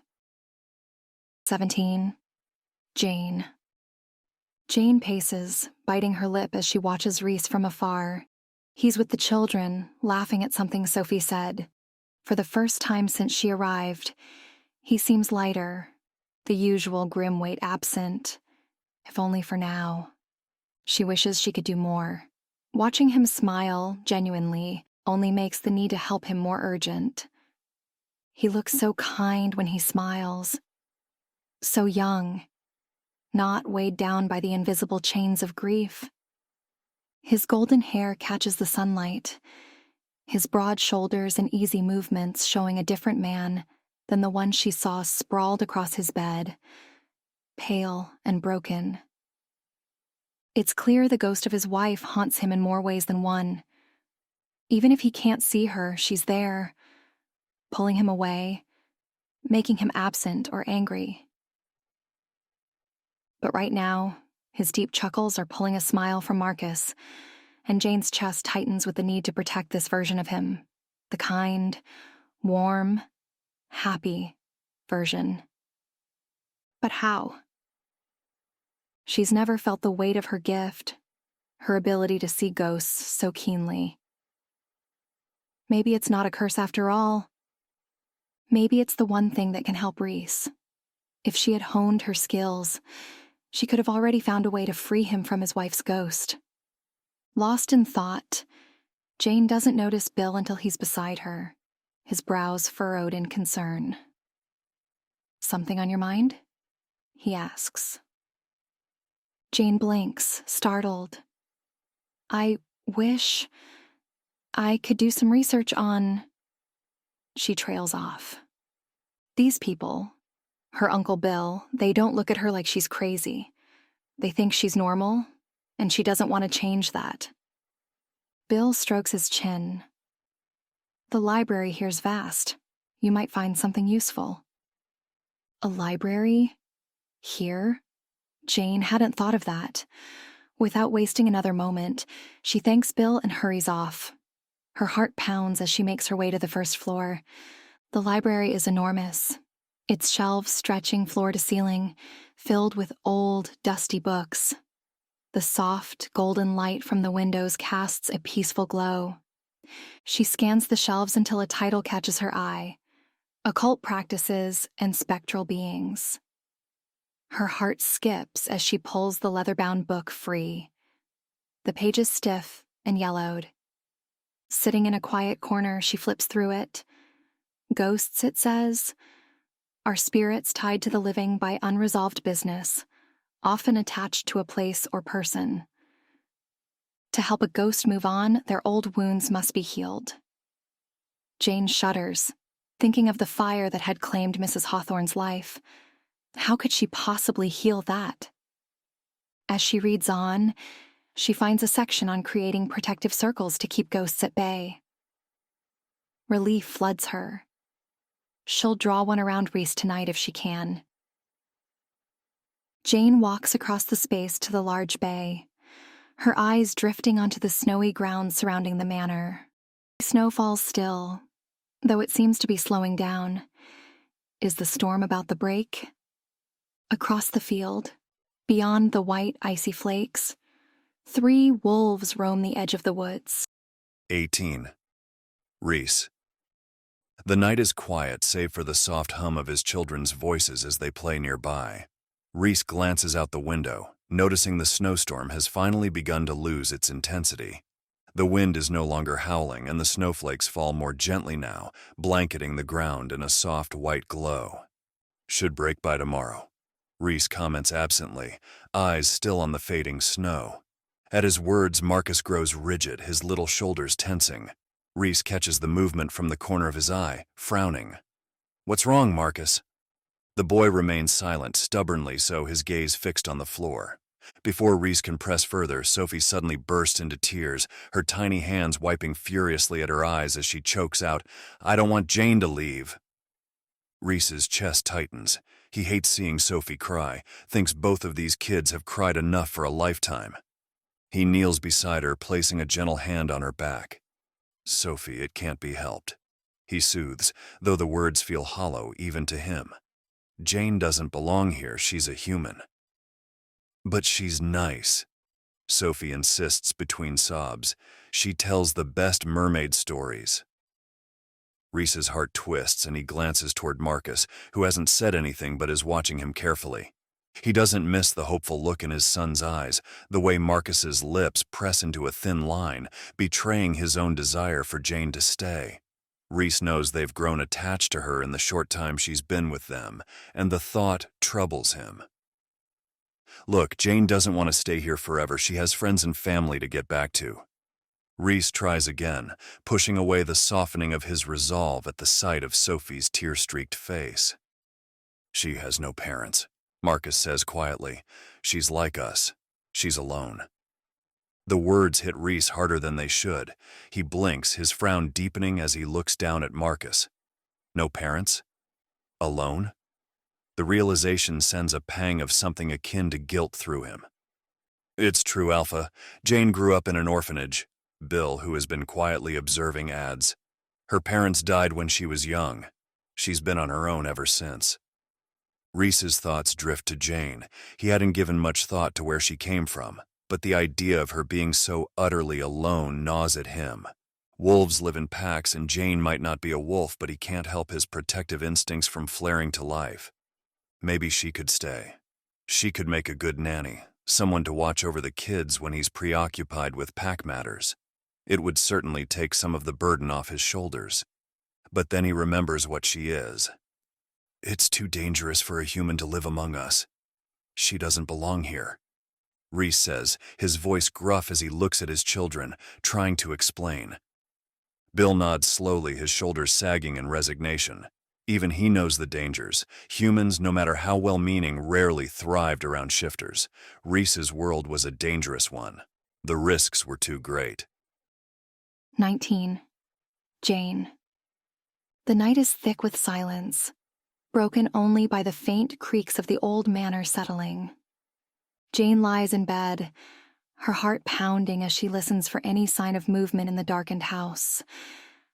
Finally, she slips out of bed, her fingers trembling slightly as they reach for the door handle. She glances out into the hall, peering through the dim shadows. The cold seeps into her bones as she descends the stairs, each step feeling heavier than the last. The farther she goes, the more the darkness presses in, something haunted, filled with secrets waiting in the walls. As she reaches the bottom of the stairs, she half expects something to emerge from the shadows. But there's only the stillness, the cold, and the pounding of her own heart in her ears. She exhales slowly, glancing around the empty rooms. Everyone's in bed. The fire has long since gone out, leaving only faint embers in the hearth. She wraps her arms around herself and climbs back up the stairs, the sensation of being watched prickling at the back of her neck. Her hands shake as she reaches Rhys's door, her breath catching in her throat as she stands before it. The storm will break tomorrow, and Rhys will ask her to leave. This is her last chance to help him. Slowly, Jane pushes the door open. It groans softly on its hinges, the sound like a warning, but she steps inside anyway. Her gaze falls upon Rhys, the sight of him dreamlike, grotesque, and utterly horrifying all at once. He's lying in bed, still. His chest barely rising, and hovering above him is a gaunt face with blackened lips pressed against his. Jane's first instinct is to flee. But Rhys' body is trembling, his skin deathly pale. She rushes forward. "You're hurting him!" she hisses. The ghost's dark, vacant eyes flicker towards her, and Jane thinks it's going to strike. But then it vanishes, melting into the shadows as if it was never there. Rhys's body goes limp. Jane falls to her knees beside him, shaking his shoulder. "Sir, wake up." His skin is cold, his pulse faint beneath her touch. She remembers the book, The Protective Circle. Her hands fumble for the chalk she'd stuffed in her pocket, and she hurriedly draws beneath the bed, following the instructions as best she can in her frantic state. When she's finished, she rushes back to Rhys, her palms settling against the faint beat of his heart. When his eyelids finally flutter, she thinks she's going to cry. "Jane?" He looks at her through heavy, confused eyes.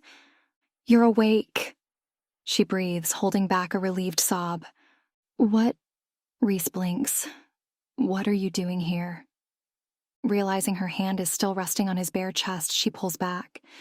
She hadn't thought of what she would tell him if he became aware of her presence here, in his bedroom, at night. "I just wanted to thank you," she stammers, her cheeks heating under his confused gaze.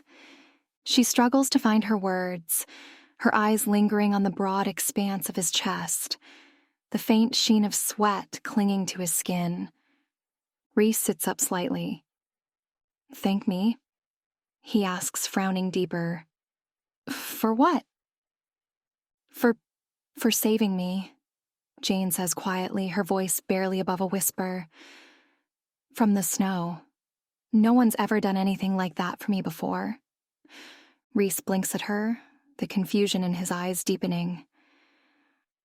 "It was the least I could do." "No," she interrupts him, emotion thick in her throat. She hadn't planned to say all this, but now that the words are there, they ring too true, too big to hold back. "No one's ever looked out for me like that before." She swallows. "I've always been on my own. But you saved me, sir.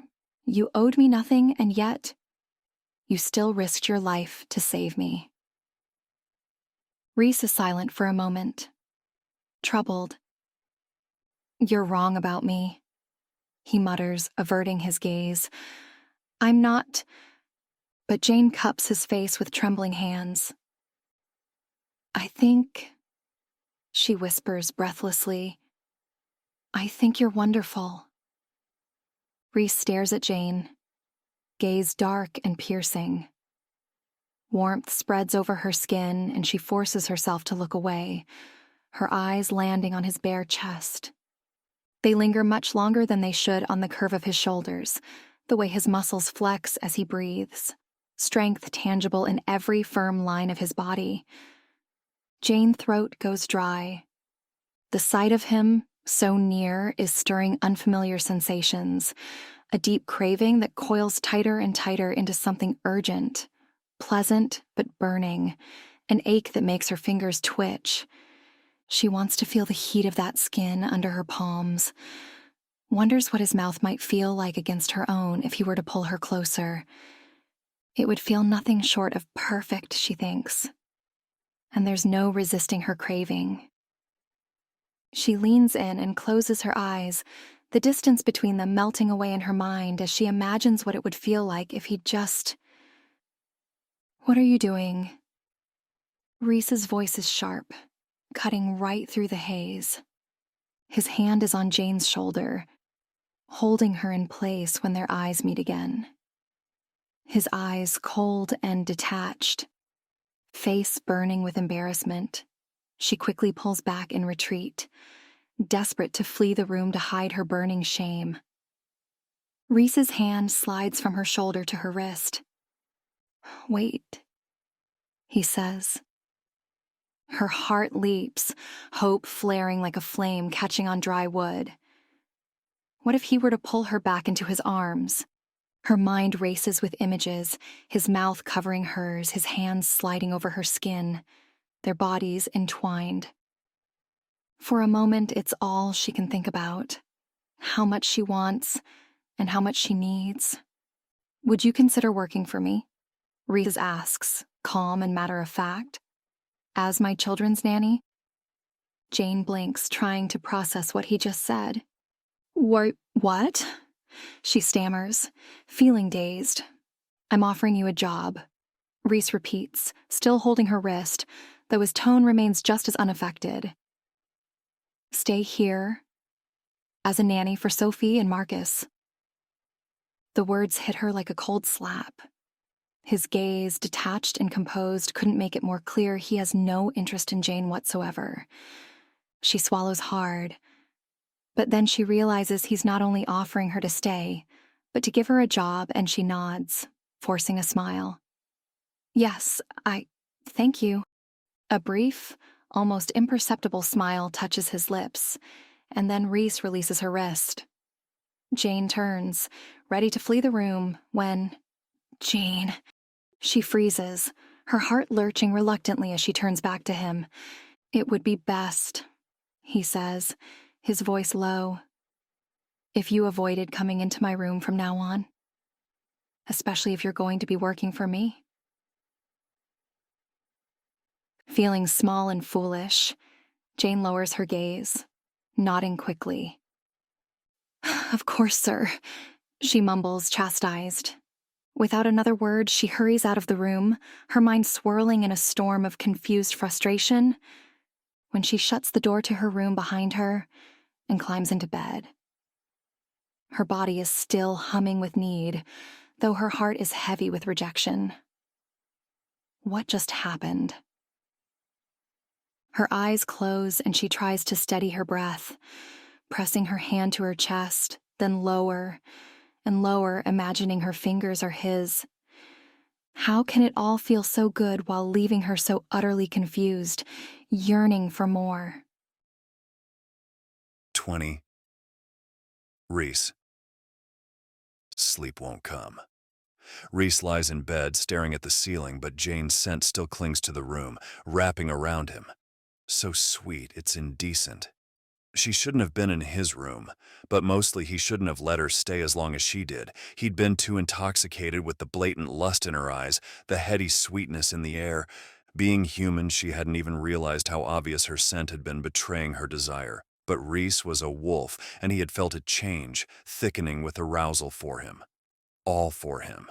He can still smell it now, and it drives him mad, his body aching with a raw, primal hunger he hasn't felt in years. If ever. All he can think about is the little human, how close he'd come to losing control with her, how badly he'd wanted to feel her. He exhales sharply, trying to push it away, but how she looked standing before him, wide-eyed and flustered, her face flushed a delightful pink, and that shy, nervous expression as she cast her eyes down, chastised. She'd been embarrassed. But before that, he shouldn't even be thinking about it. But it's impossible not to. Not when the image of her is burned into his mind. The way she smelled. The way her body had looked under that thin nightgown.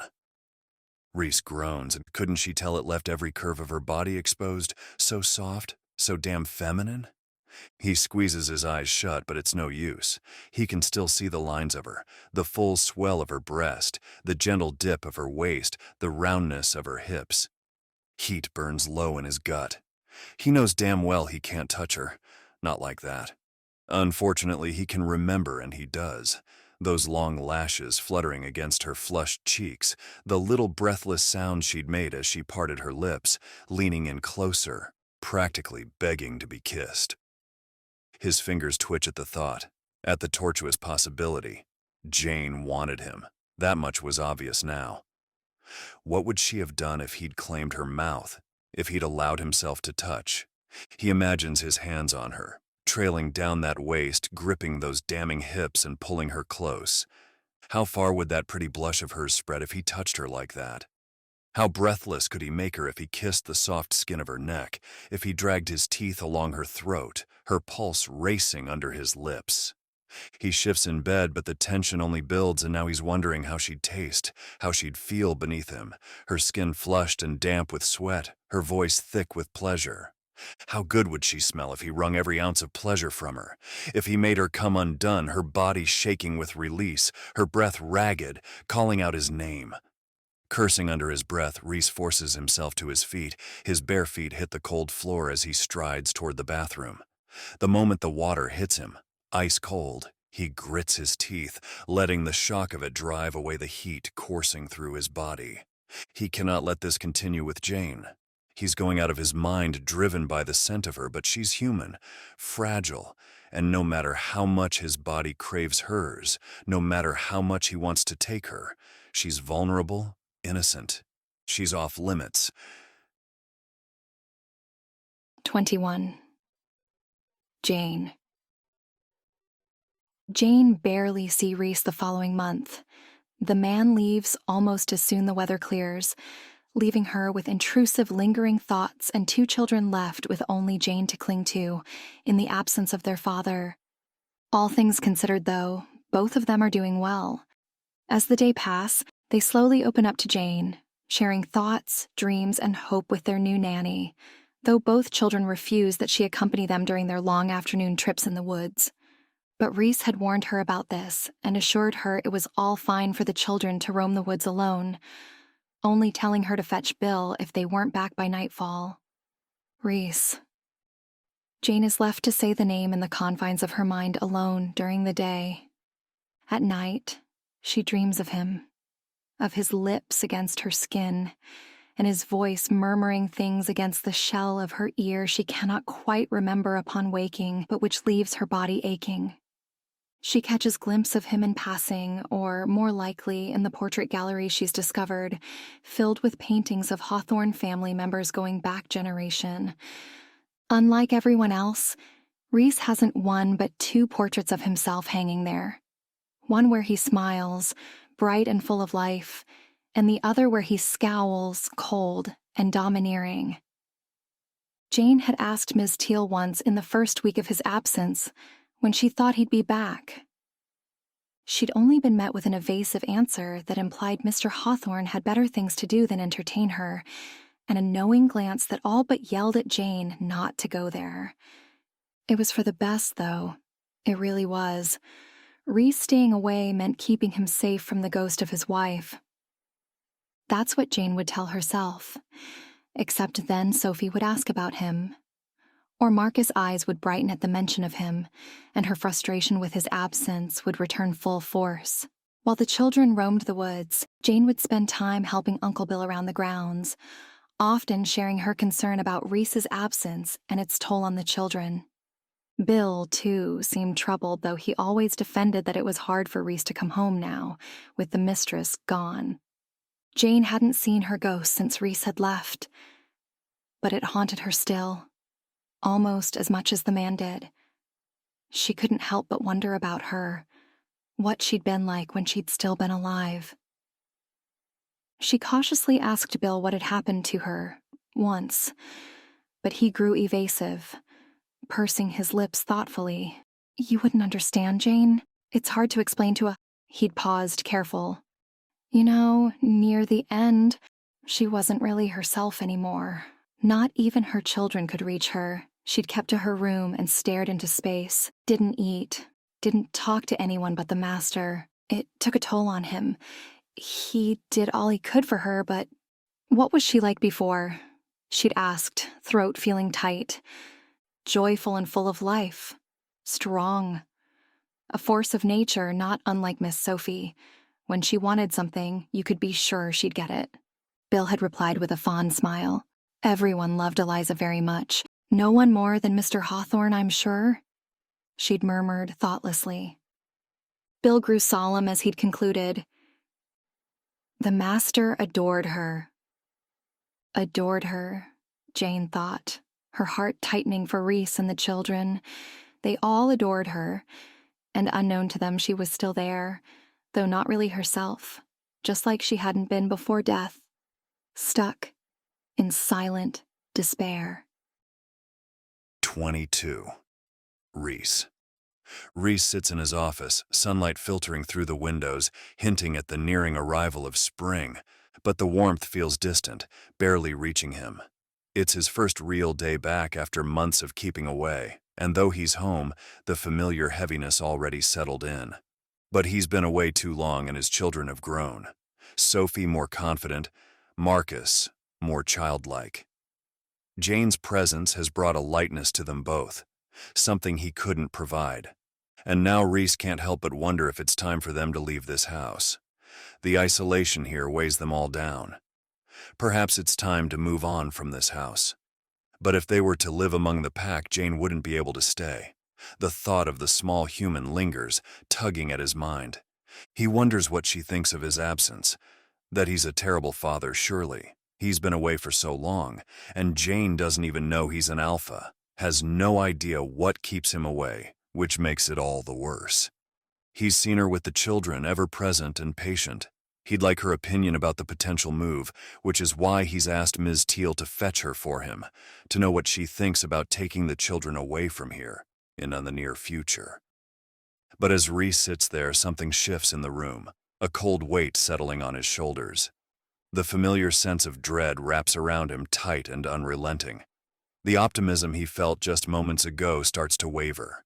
A voice, low and insidious, whispers in his mind, making his thoughts cloud. This is the children's home. It murmurs, creeping through his consciousness. They wouldn't fare well away from it. And neither would you. You belong here. His grip tightens around the arms of his chair, his knuckles going white as the cold intensifies, seeping into his bones. The house. It is their home. They grew up here. How could he take the children away from this? From their mother? A sharp pain blooms behind his eyes, his mind swirling with guilt and doubt. Eliza's memory suffocating. It's wrong. All wrong. He's failed her. He always fails everyone he loves, leaving them all to die in his stead. A soft knock interrupts his spiral and Jane steps in covered in flour, her cheeks flushed and hair a bit wild, and the sight of her, so full of life, eases the tightness in his chest. "I apologize, sir," she says, her voice light and amused. "The children are preparing a tea party for you. There's been plenty of baking going on." Rees wants to smile back, but the pounding in his head grows louder, drowning out his thoughts. Blood rushes in his ears and his chest tightens. His response disappears somewhere in the haze. "Sir?" Jane's smile falters, her eyes narrowing with concern. She steps closer, squinting slightly. Rees follows her gaze but sees nothing. Just the cold, pressing down on him. Rees' breath hitches and he grips the edge of the desk. The children, this house. He can't take them away. He can't leave. Eliza is here. She's always here, watching over them, watching over him. How could he have even considered? There's movement beside him, something warm settling on his knee. Then Rees blinks and suddenly Jane is in front of him, touching him, and through her palm, warm and small, the cold seeps away. "Jane?" Rees asks, feeling confused. "I hadn't heard you come in." She smiles a warm, kind smile, and as the sunlight touches her hair, her scent blooms. "You are a breath of fresh air in this stifling house, Jane," Rees observes. A lovely blush spreads across Jane's cheeks, one that makes his wolf purr with satisfaction. Rees clears his throat briefly, making Jane practically jump away. I apologize, sir, she says hurriedly. Her lashes are long and full against her rosy cheeks. Beautiful. Jane, how many times do I have to tell you to call me Rees? Well, it's just that no one else does, sir. Jane looks flustered. Rees chuckles, distracted. Jane is even lovelier than he remembered, and his wolf is craving her. But Rees can't. He can't cross that line because she is human and ultimately too fragile to be his. Though what a damn shame that is. Ms. Teal did say you wanted a word? Jane asks, making Rees frown. He did want a word, something about moving, about taking the children away from this place, but no, he couldn't. How could he ever think such a thing? I was wondering how you were faring here, he says instead, meeting Jane's widening eyes. Are you happy with us? Of course I am, Jane immediately replies. Sir, Rees, he interrupts. I'm very happy here in your home, Rees, Jane says, and he hears the pulse of her heart increase. Why wouldn't I be? Well, this place is rather isolated. Surely you'd be happier surrounded with people your age, with friends with whom to share your time. He's not sure why he's even asking her that, perhaps because he worries the little human may want to leave them. She will have to eventually, though. She doesn't belong with them. I've never really had any friends, Jane confesses, drawing Rees away from his thoughts. No friends? He frowns. I don't believe it. You're too good not to have friends. Jane looks deliciously flustered at that. People think I'm weird. Rees stares at his small human and laughs. Weird? He repeats. The girl shrugs sheepishly. There is something there, he thinks. Something she isn't telling him, and Rees isn't one to pry. But the girl looks sad now, and he just won't have that. I don't think you're weird at all, he offers. The look Jane gives him is so hopeful it feels like the most fragile, precious thing in the entire world. 23. Jane, the sunlit field is vibrant with the scent of wildflowers. The air is warm and the sky a cloudless blue. Rees is there, reclining on the grass with a rare, peaceful smile playing at his lips, and the children are running around, their laughter light and carefree as they chase butterflies.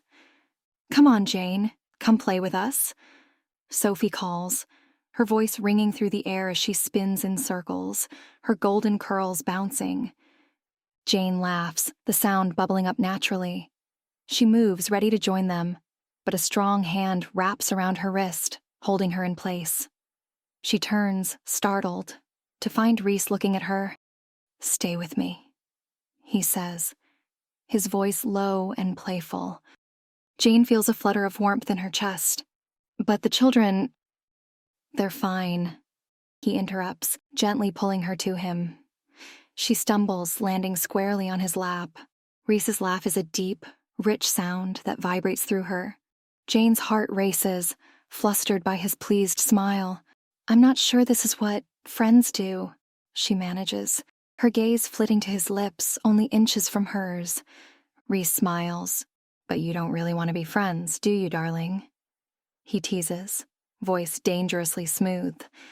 His thumb brushes her lower lip, and Jane shivers, a soft moan escaping her. Her body responds before she can, leaning into his touch, her eyes closing at the pull. Rees's lips on hers are soft and gentle at first, but his kiss quickly deepens, hungrier and more insistent. Jane melts into it, arching toward Rees, pressing closer, craving more. Jane gasps, but then he pulls back slightly, and when she looks at him, his eyes, "You're not Eliza," he says. The warmth fades, the light turning cold. Rees is pale beneath her, his lips bluish, his eyes vacant, staring through her as if she's not there. Jane wakes up with a sharp gasp, her eyes flying open as her body jerks upright. She's in her room, the night soft and dim around her, the remnants of her dream clinging to her mind. But the chill is real. She can feel it crawling over her skin. Cold. Icy. And then she sees it. Hovering above her, twisted and inhuman, is the ghost. Its face is contorted, its eyes black and empty, a wide, malevolent grin stretching across its lips. He's mine. The ghost hisses, its voice like a shard of ice, cutting through Jane's terror. He belongs to me. Jane can't move, her body frozen in shock and fear, her mind screaming for her to run, to do something, anything, but she can't. The ghost lunges for her, and Jane shuts her eyes, a scream caught in her throat. The door to her room bursts open, Rhys's voice cutting through the darkness. "Jane, what's wrong?" She feels strong arms pull her from the bed, warm and solid. "Open your eyes for me, sweetheart," Rhys pleads, his voice full of concern, his hands gently caressing her hair. Shaking, Jane obeys, meeting Rhys's worried gaze. Relief washes over her, and she buries her face in his neck, inhaling the comforting scent of him. "Are you all right?" she whispers, her voice trembling. "Me?" he asks, sounding confused as his hand strokes her hair, soothing her. "I'm not the one who screamed.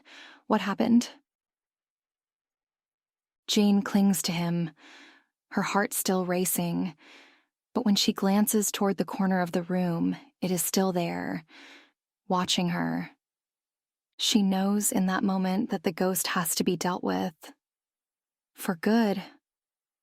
Rhys can't stay trapped like this, haunted by something that's no longer alive, and he doesn't belong to a dead woman. Jane might not be much, but she's alive, and she wants him, all of him, for herself. 24. Jane. The car rumbles as Jane drives down the winding roads, gripping the steering wheel. She needs answers.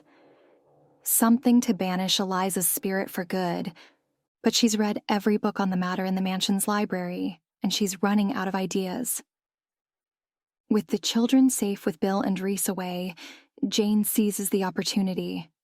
The nearest town doesn't have a proper library, so she drives further south, her mind racing. The summer heat slaps her in the face as she steps out of the car, wiping her brow while scanning the streets. It's a modern town, buzzing with life, but unfamiliar. After getting lost and asking for directions, Jane finally finds a chain bookstore, but as she flips through the shelves, her hope fades. Nothing useful for what she needs. She rubs at her temples, frustration rising. What is she going to do? The ghost is becoming more aggressive. Jane feels Eliza's presence everywhere now, even when Rhys isn't home. She shudders, worry cloying her gut. A young salesman interrupts her thoughts. "Looking for something about ghosts?" he asks with a sheepish grin. "More like something specialized," Jane mutters. He points vaguely down the street. "Try the store at the end of town." Jane heads there, the heat oppressive. The place looks run down, more like a comic shop than anything helpful. With a sigh, she steps inside. Everything changes. The air cools, the harsh lights dim, and the shop stretches out, old and vast. Dusty shelves rise around her, the scent of aged paper thick in the air. The street outside looks darker, narrower, unfamiliar. Confused, Jane steps out and back in again, but the world beyond the door stays bright. Inside, it's as though she stepped into another place entirely. She does this a few more times, stepping in and out. "You know, if you keep going at it, you'll end up getting stuck," a voice suddenly says, startling her. Jane jumps, spinning around. In the far end of the room, sprawled lying down on a too small couch, is a young man who's pinning the bridge of his nose tiredly. "Are you okay?" Jane asks, for the guy makes a sorry sight. His eyes are closed, but his face is twisted into a grimace, the tin of skin a little sickly, and his limbs are altogether too long for the small couch. Fine. He waves a lazy hand in her direction. So go on then, kid. What will it be? Jane blinks. I'm sorry, she says, looking around as if someone's going to pop out to explain what's going on. I'm not sure. Where are we? In my store, obviously. The young man sighs when Jane keeps quiet. Look, if you're not going to be making your wish today, can you just... My wish? Jane parrots, confused.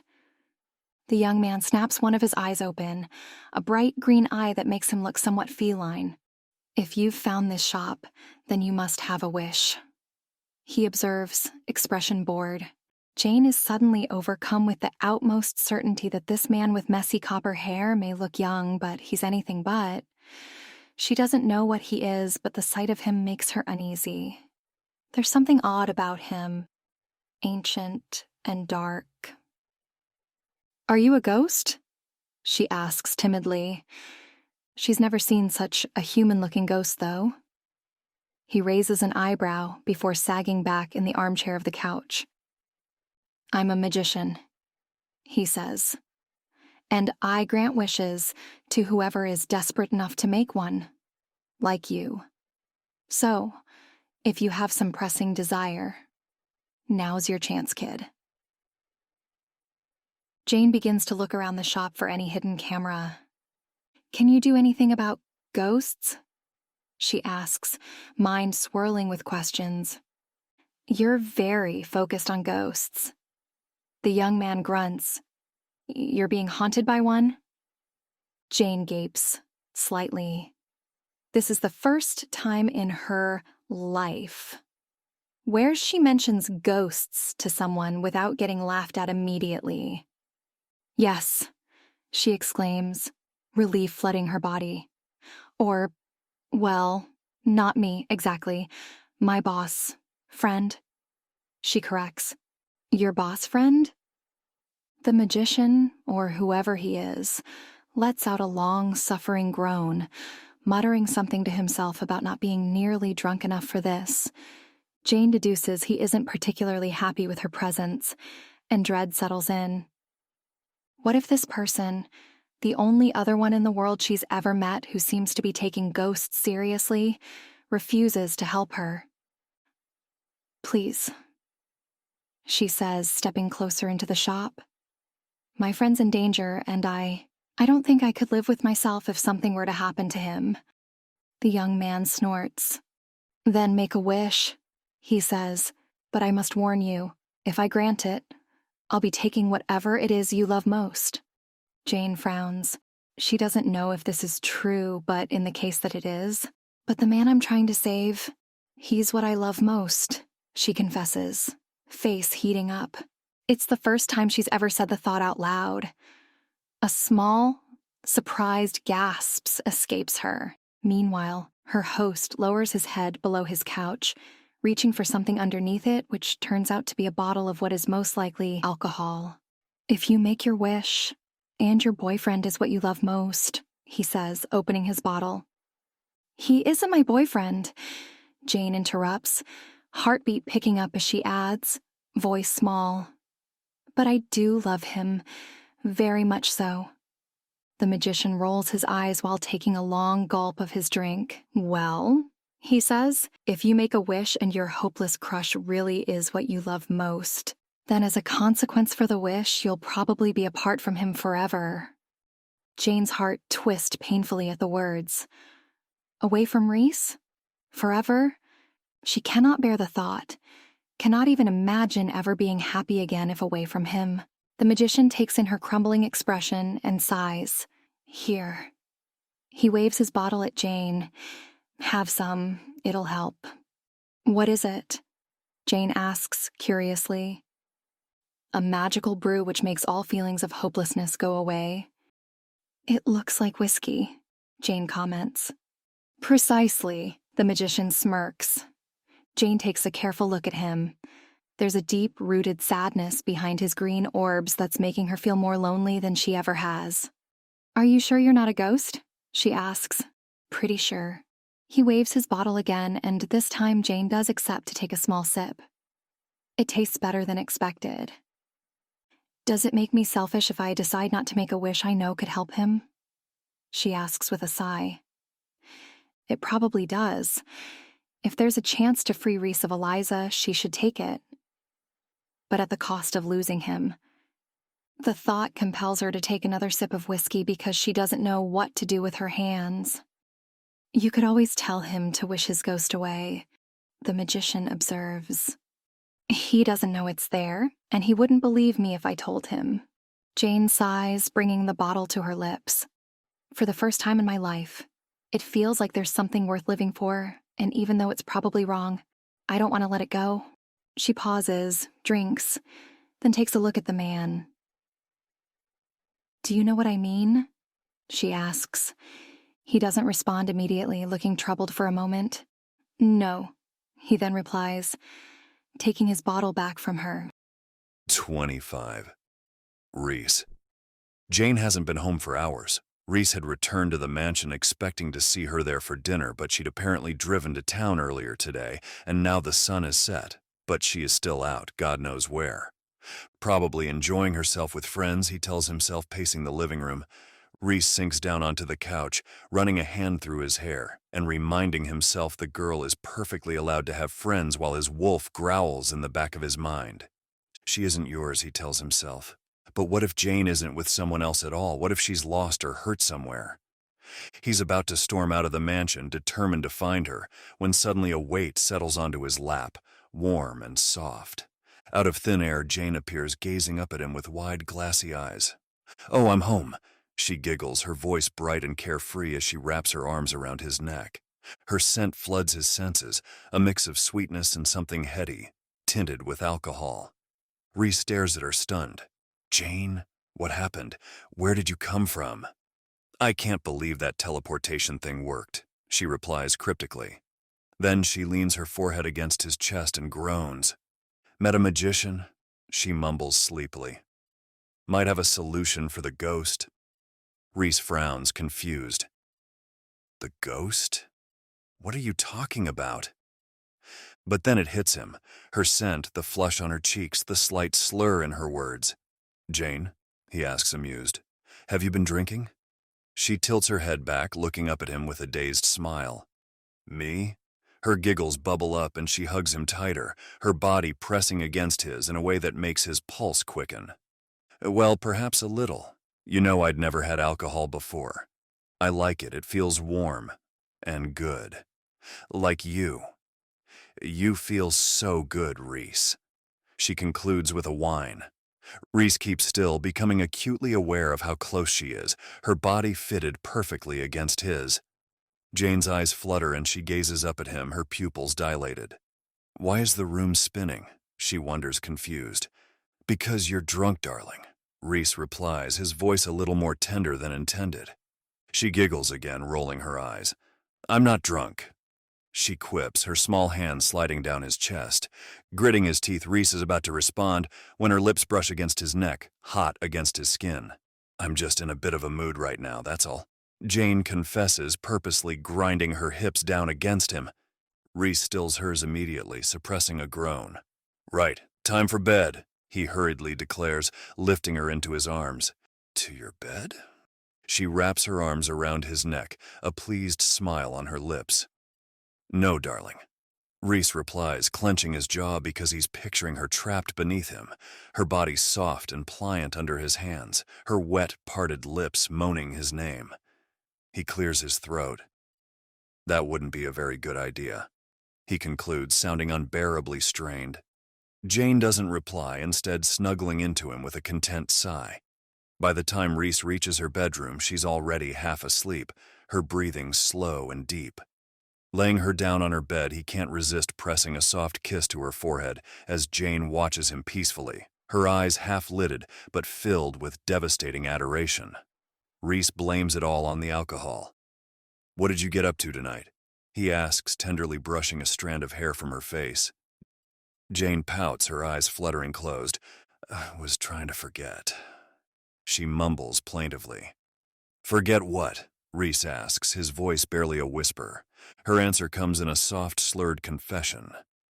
"You." She sighs, looking like she's seconds away from being asleep. How in love with you I am. Rhys freezes. You're in love with me?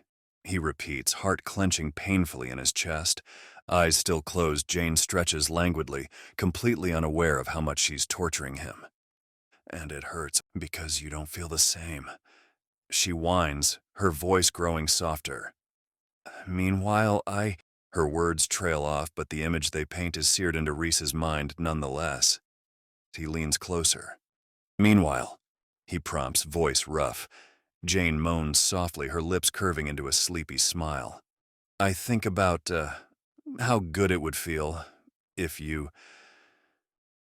Her scent sweetens again, so dizzying it's all Rhys can do to keep his hands off of her. But his little human is asleep before she even finishes her sentence, her breathing slow and even once more. He stares at her for a long moment, his chest tight with longing as her words linger in his mind. She'd said she loved him, he thinks, feeling oddly humbled. He doesn't deserve that love. He aims to move, but Jane tightens her hold around his hand and he sighs, heart swelling at the lovely sight she makes. Jane, he murmurs. I don't know what to make of all this, knowing that you love me, that you would even want me. He pauses, his throat feeling tight. You wouldn't if you knew what I was, if you had any idea of the kind of half-life that would await you if you were to be mine. He brings her small hands to his lips for a gentle kiss. Because make no mistake, sweetheart, I do want to make you mine. How could I not love you back? You're irresistible. Jane snuggles closer to him as if instinctively trying to make him feel better. He doesn't, though. Jane is human. If she were to become his mate, her life would be difficult. She would never be able to live with him full-time, as it would be impossible for her to live with the pack. And Rhys wouldn't be able to fully claim her, a mating bite likely to kill her right on the spot. Neither would he be able to give her any children, for bearing a shifter child would also likely kill Jane. His shoulders sag. Jane, who's so kind and loving and so full of life, who's known only hardship and yet remains optimistic and strong, so willing to give and make others happy. She deserves better than the type of future Rhys can give her. However, it will be her choice to make, he decides. Tomorrow he would tell her everything. Lay it all out, the truth of what he is, the risks, the impossibility of their life together. If, despite everything, Jane was still willing to have him. She won't. A little voice tell him, Of course she won't. Rhys clenches his jaw, trying to push the doubt away. Maybe not, he thinks, but I owe her the truth. She deserves to know how much she's loved, that I would choose her again and again. You're selfish and cruel. The voice says against the shell of his ear. Rhys's breath hitches and he stands, pulling himself away from Jane's bed, but the cold follows him, wrapping around him as he stumbles into the hallway. You'd risk her life to fulfill your selfish desire. Have you no shame? She doesn't belong here with you. The cold grips him tighter, the voice whispering darkly against his ear, scraping at his mind like nails on stone. He enters his room, barely able to think. You're a liar. He hears. You'd said you would always love me, and yet look what you did to me. How could you ever think it would be any different with her? Rhys's head pounds, his vision blurring as a sharp, stabbing pain presses against his temples. No, you're right, he mutters. It wouldn't work. I would hurt her.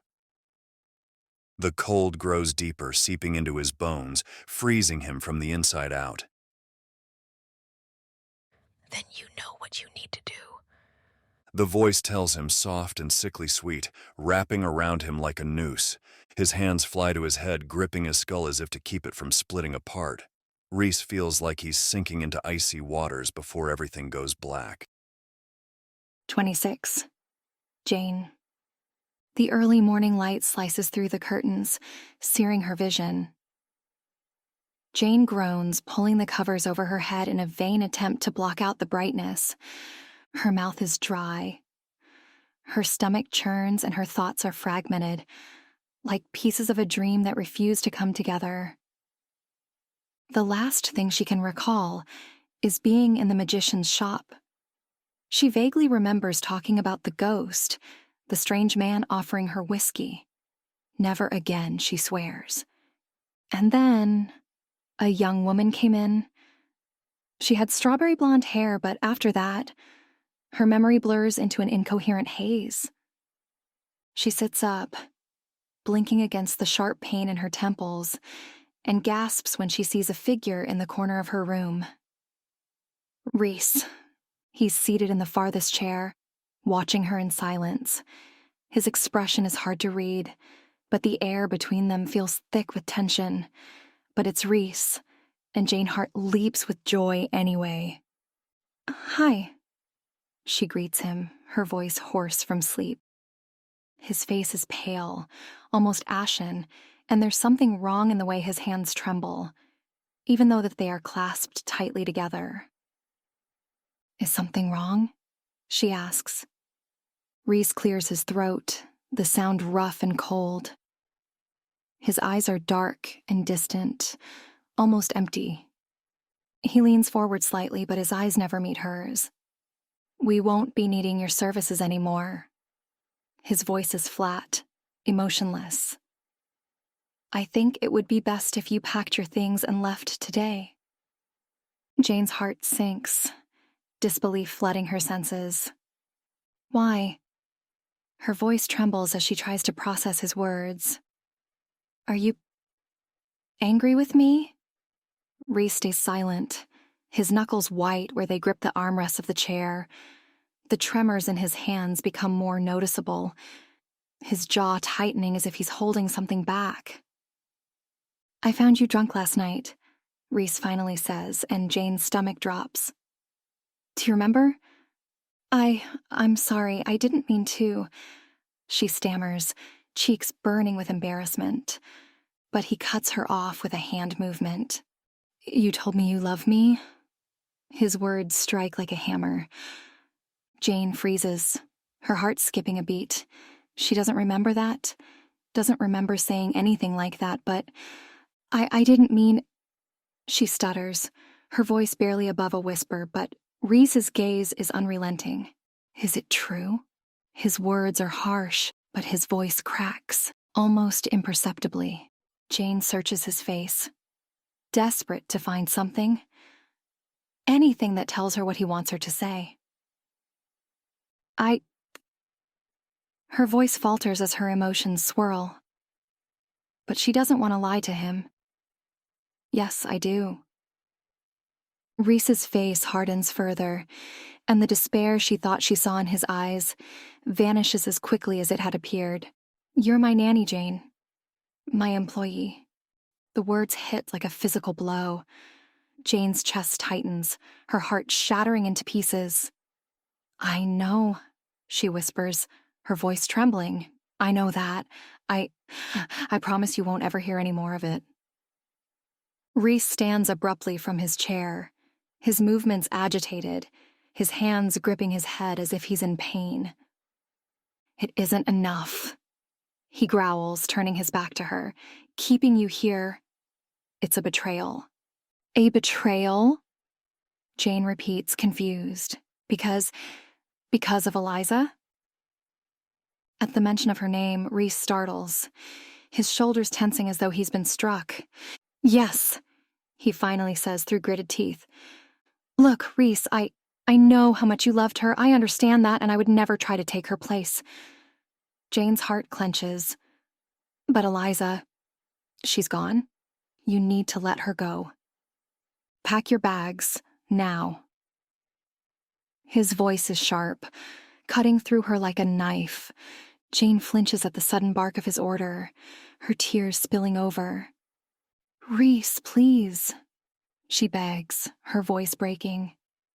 "Let me stay and help with the children. I'm not asking you to love me, just... Please don't send me away." But it barely even looks like Rhys can hear her. He turns abruptly and storms out of the room, leaving Jane in stunned silence. "I can't bear to look at you," he says before disappearing, his words so detached he sounds like an entirely different person. Jane remains sitting there, the crushing weight of his words settling in. her chest heaving with silent sobs. 27. Jane. Jane sprints out of the house, her heart pounding, tears streaming down her face. She wipes them away furiously, forcing herself to focus. There's no time to break down. Not now. She needs to act. Thankfully, she finds just who she's looking for outside his house, tending to some firewood. The moment he spots her, his eyes widen in concern. "Uncle Bill," she gasps, breathless. "Can I borrow your car?" The man blinks, surprised by the urgency in her voice. "Jane, what's going on?" His voice is thick with worry as he takes in her tear-streaked face. Jane hastily wipes her cheeks, trying to compose herself. "Nothing." She lies, her voice trembling. "I just need to go to town for a bit." Bill steps closer. "But Jane," he says gently, "you've been crying." Her lips quiver despite her best efforts. Her throat feels tight, and her chest burns from holding back the sobs threatening to break free. Bill's expression hardens. "What did he do?" he asks, his voice low and protective. "Did he hurt you?" Jane knows who he's talking about, and the thought of him makes her stomach twists, but she shakes her head. "No, Uncle Bill, he didn't hurt me. It was nothing like that." Now Bill sighs, looking conflicted. "Look, Jane," he says awkwardly. "I know how you feel about him, but you can't keep holding on to the hope that—" He pauses, struggling to find the right words. "Look, the alpha Rees, he can't be with you. He's never going to be with you. You understand?" Jane nods stiffly, trying to swallow the lump in her throat. Of course, he can't be with her. He's still in love with his wife. That truth stings, settling like a heavy weight in her chest. "I know, I'm not good enough," she murmurs, looking away. "What are you talking about?" Bill exclaims, shaking his head. "It has nothing to do with being good enough. Believe me, it's just—" Her uncle grunts in frustration. "Darn it, it's hard to explain. But it wouldn't be right for him to mate with you, Jane. And besides, after everything that happened here, the fire—" He sighs, looking like he has trouble figuring out what to say. "I just wish—" Jane swallows away the painful limp in her throat. "I wish I could help him." "Oh, honey," Bill murmurs, looking sad. "There's nothing you can do. Grieving takes time. And you know, between losing his brother and Miss Eliza—" "His brother is dead too?" she murmurs, clutching onto the last fragments of her shattered heart. Bill nods grimly. "We don't talk about him too much." He throws a glance at the house. "The children, they lost their mother in a fire. The master thought that was more than enough death for them. Enough trauma. Marcus was there." Jane presses gently. "During the fire." Bill shakes his head like the words are too difficult to say. "Rhys had to get him out. Sophie, too." He chokes. "By the time he came back for Eliza, it was too late. He couldn't save her. He had to leave her there, and so he believed she died, not knowing how much she was loved. That's why he can never get over her death. You understand?" Jane nods, but the words barely register, her mind too clouded with everything that's happened. She nods, half listening, her thoughts racing. Rhys isn't himself. He isn't. She knows that. And she's going to fix it. 28. Jane. Jane isn't sure this is going to work, but she has to try. She drives back to town, The drive feeling like it's dragging on forever, parks Uncle Bill's car in a hurry and runs to the rundown comic book store, fingers crossed. "Please make this work," she silently begs, pushing the door open and shutting her eyes. When she opens them, she's standing in the magician's shop. She barely has time to breathe a sigh of relief when she is greeted by the sight of a young woman with strawberry blonde hair sending her a death glare. "Oh," she says, annoyed. "It's you." Jane thinks she's met this girl before, but it's all a little blurry. "Hi," she tries, giving her a friendly smile. Yeah, I remember." The blonde interrupts, unimpressed. Jane shuffles awkwardly, wondering how she could politely ask this person to remind her of her name. "Iris," the blonde says with a scowl. "Right." Jane smiles again, tentatively. "Hello, Iris." She gets an eye roll for her efforts. Then, Iris leaves her spot behind the store's counter to walk to the bottom of the stairs. "Adrian!" she calls out. "Your drinking buddy's back."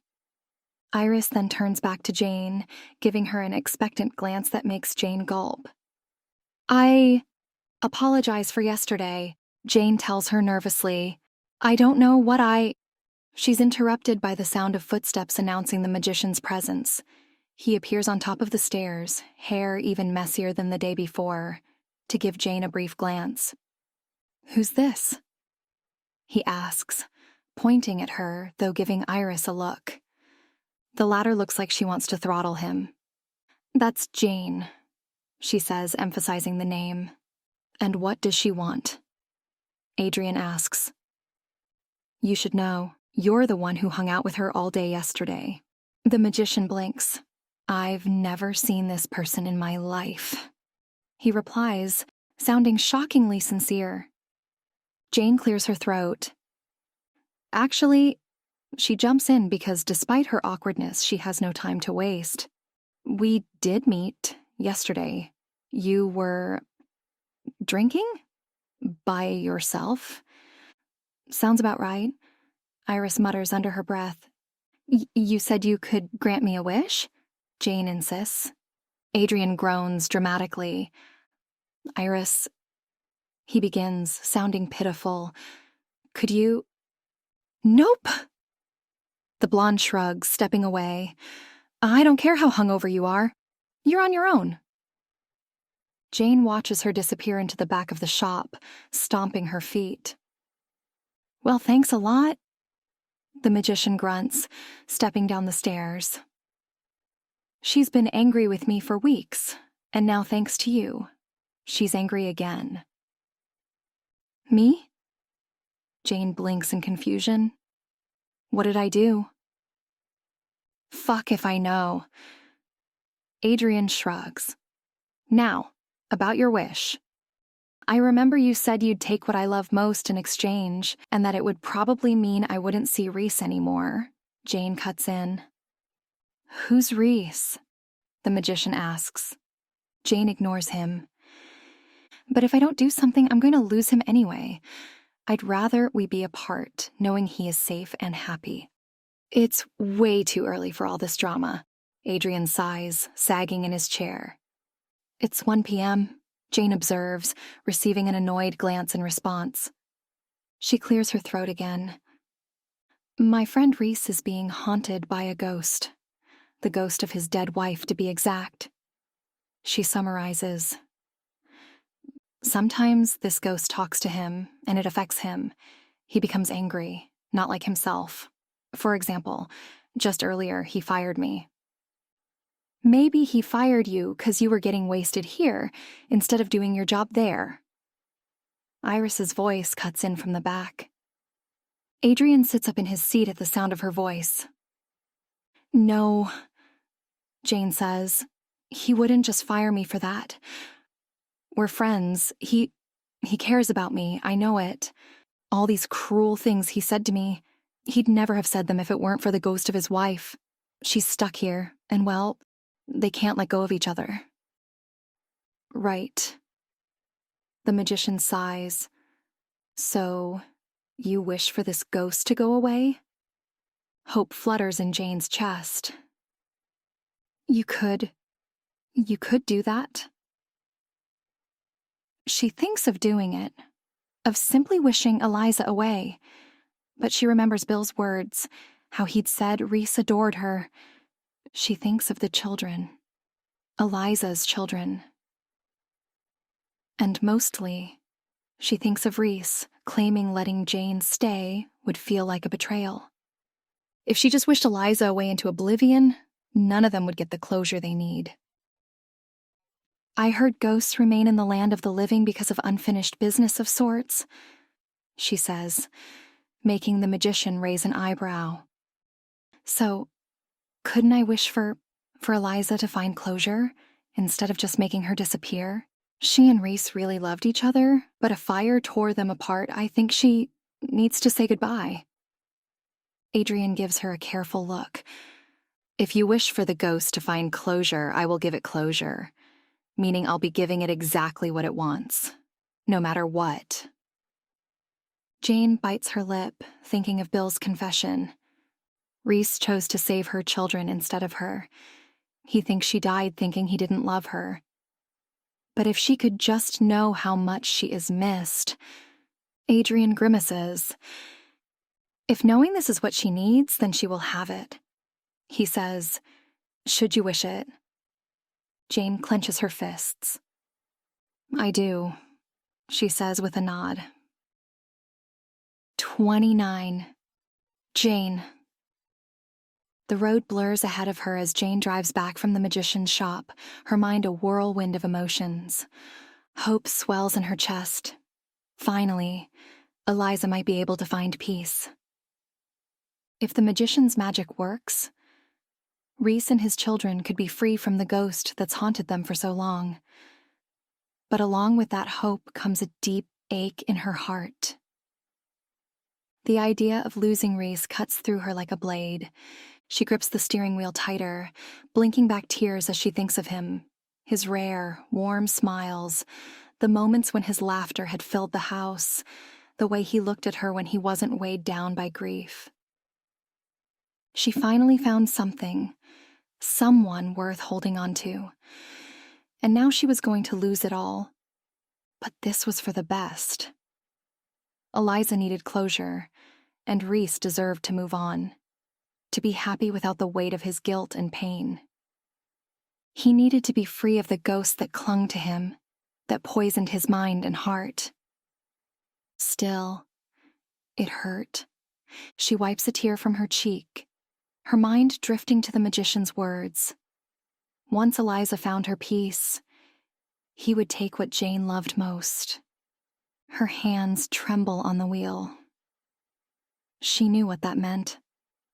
The moment Eliza was free, Jane would be taken away from Rhys, from the children, from the life she'd just started to imagine for herself. The thought of not being able to say goodbye, of never seeing him again.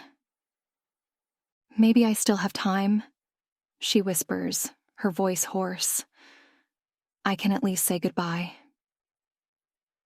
The forest surrounding Rhys's estate appears on the horizon, the towering trees casting long shadows in the fading light. Her heart beats faster, thudding painfully in her chest. She needs to see him one last time. To see his face, his smile before it's too late. Maybe even tell him how she feels just once. But as she nears the estate, something strange catches her eye.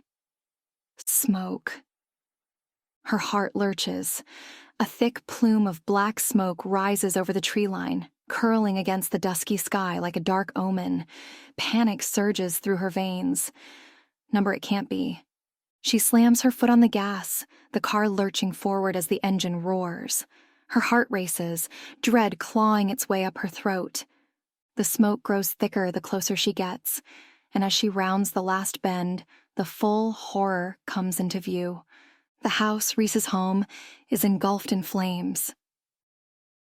30. Rhys. Rhys blinks, his vision hazy and unfocused, the world around him blurring in and out of existence. Everything feels distant and surreal, like he's trapped in a dream. His mind is slow and sluggish, as if his thoughts are stuck in molasses, barely moving. The heat presses down on him, suffocating him, and his lungs burn with every breath, smoke filling them as he coughs weakly. He's so tired, so heavy, he can't move. The crackling of the fire surrounds him, roaring in his ears, but it's distant, muffled, like the sound of a storm far off in the horizon. He tries to lift his arm, but it feels like lead, useless and limp at his side. His body refuses to respond, his limbs too heavy to lift. We can be together forever now. The voice is soft, sweet, and familiar, yet it drifts through his mind like a whisper, slipping through his fingers before he can grasp it. He knows this voice, doesn't he? It feels like something from long ago, a memory buried deep, hidden beneath layers of time and guilt. His eyelids flutter, struggling to stay open as his head lolls to the side. The flames dance around him, flickering shadows against the walls, but they seem far away, like they belong to another world. Is this real, or is it a dream? A face hovers above him, known and beloved. Long dark hair and clear blue eyes. Ellie? Rhys murmurs, confused. It must be a dream. Eliza is dead. She died in the fire. But hadn't the fire been put out? Why is there still smoke? Why can he see flames burning on the edge of his vision? You left me. Eliza's voice whispers against his ear. I'm sorry.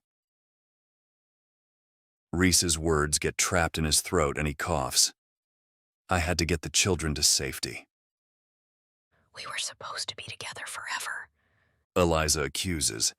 Why didn't you stay? Why did you take our children away? Rhys closes his eyes. He remembers feeling slow and dull like this. Remembers Eliza standing before him, a candle in hand.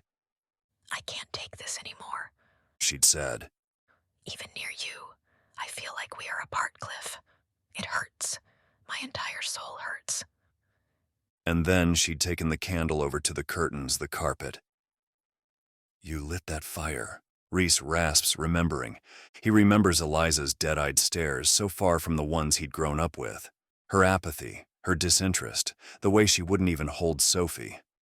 Only their cries, the children's, had gotten Rhys up that day, the day Eliza had decided to end it all. Did you drug me, Ellie? He asks, perhaps to Eliza, perhaps to the void. Is she even here? But then a voice, distorted, spectral, echoes, Stop calling me that. It cries, plaintive and sorrowful. You never call me Ellie. Rhys calls me Ellie, not you. Rhys shuts his eyes because, like so many times before, the desire to tell Eliza the truth bubbles within him. Had he made a mistake lying to her? He'd been trying to keep her alive. He'd been worried about the baby. We'll be together soon. Eliza repeats. 31. Jane. Jane screams, her voice cracking as she pulls the car to a screeching halt. She throws open the car door and stumbles out, her eyes wide with disbelief. The fire rages, consuming the grand mansion in a blaze of orange and red. The flames lick hungrily at the walls, black smoke billowing into the sky. For a moment, her body goes numb. This can't be real. But the crackling roar of the fire is deafening, and the acrid scent of smoke fills her lungs, snapping her out of her daze. Her heart pounds wildly, panic clawing at her chest. She doesn't even think. Her legs move on their own as she races toward the burning house, her breath coming in ragged gasps. Rees, she screams, her voice hoarse. Marcus, Sophie. No answer. Just the roar of the flames, consuming everything in their path. Please, she sobs, stumbling forward. She has to find them. She has to save them. She races around the side of the house where the fire hasn't spread as violently yet, but the smoke is thick, choking her lungs. She coughs, her throat raw as she pushes forward. Through the haze, she catches a glimpse of movement. A figure, hunched over near the edge of the woods. Rees, she calls, her voice breaking. But as she gets closer, the figure turns and her heart shatters. Standing alone, tears streaming down his soot-streaked face, his small body trembling, is Marcus. Marcus! Jane rushes to him, grabbing his shoulders, her voice shaking. Where's your father? Where's Sophie? Marcus sniffles, his voice barely audible. Sophie. Sophie left with Uncle Bill and Miss Teal earlier. But... The boy shrugs helplessly. Jane's blood runs cold. Rees is still in the house. No, she whispers, her stomach twisting in terror. She looks back at the inferno, the flames raging higher, devouring everything in sight. Without thinking, she starts toward the house again, but Marcus grabs her arm, his grip surprisingly strong for such a small child. Don't go, he pleads, his voice a broken whisper. Tears stream down her face as she turns to him, her heart breaking. She crouches down, pulling Marcus into her arms. Then, he speaks again. She told me if I helped her light another fire, then she'd leave, he whispers, making Jane freeze. I didn't want to. He pursues, voice cracking. I didn't want to, but she kept asking, and she sounded so sad. I just wanted it to stop. Bile lurches in Jane's throat. She's been such a fool. All this time she'd been so focused on Rees that she'd failed to worry about Eliza trying to influence anybody else in the house. It's not your fault, she whispers assuredly. I know you didn't want to. Mom says she just wants to be with him again. Marcus tells her, gripping her arm. She says they're fated mates, that they can't be apart. Jane shakes her head in confusion. She has no idea what that means, but it doesn't sound good. I don't want the alpha to die, Marcus sobs. She made him drink something and now he won't wake up. The fire cracks and snaps, the sound deafening, and Jane can barely breathe, torn between her love and her fear. She has to do something. Marcus, listen to me. She orders, I'm going to find your father. You go and stay outside, don't come back, and no matter what. Marcus shakes his head in protest. Jane, you don't understand. He says with a cry, Rees isn't my father. He pretends to be for Sophie, I think, but he's not. What are you talking about? Jane gaps, head swimming in disbelief. Rees is my uncle, Marcus explains. My real father is dead. 32. Rees. Rees thinks he's going to die and that it's probably for the best. You can't cheat death for so long. It's been years already and now his time has come. He only wishes he'd have died sooner. He wishes he hadn't traded places that day with Cliff. It was a habit of theirs, trading places. They'd done so ever since they were little. At first it had been fun, unexpected, because they'd thought for sure everyone would be able to guess, if not by looking at them, for Cliff and Rees looked exactly alike, then at least through their sense. But no one could tell the difference, not for a long time. Cliff and Rees shared everything except for one thing, Rees's best friend, another shifter from the pack, Eliza. She and Cliff couldn't stand to be in the same room together without getting into a fight, which seemed strange to Rees because he adored them both. It didn't make sense to him that the two people he loved most didn't get along. It all made sense when they became adults and recognized each other as mates. Rees was overjoyed, of course, that his brother and his best friend had found each other. Even more so when Eliza gave birth to their first child, a boy, Marcus. However, there was a bit of resentment, because while Cliff got Eliza, and a family, a bond, Rees only got to be alpha, and he'd never wanted it. Cliff knew it, and he'd always said if Rees was ever chosen, then they'd switch and Cliff would become alpha in his stead. He wanted the job. He was the confident twin, not Rees, but when it came down to it, He told Rees he couldn't take on the role, that it was too dangerous, that he wouldn't risk being separated from his mate. He swore, though, that at times when Rees needed a break, they would still switch. Temporarily, but they would, and it's what they did the day of the attack. It was supposed to be a simple meeting with a neighboring pack. Cliff offered to go instead of Rees, who desperately needed some time off. He'd been courting a girl and he wanted time with her, a mate of his own. So Cliff went, and he never returned. Rees was left to give Eliza the news, and he couldn't bear to look her in the eye. She looked like she already knew, and she must have, for without Cliff her soul had been split into two. She was haggard when she found her. She barely looked human at all. When her eyes met his, though, she smiled briefly, asking Rees to come closer. And then she kissed him and called him Cliff, and that is how long years of horrified silence began. Eliza was pregnant at the time, and the healers were worried she wouldn't make it, that she'd lose the baby or worse, die along with it.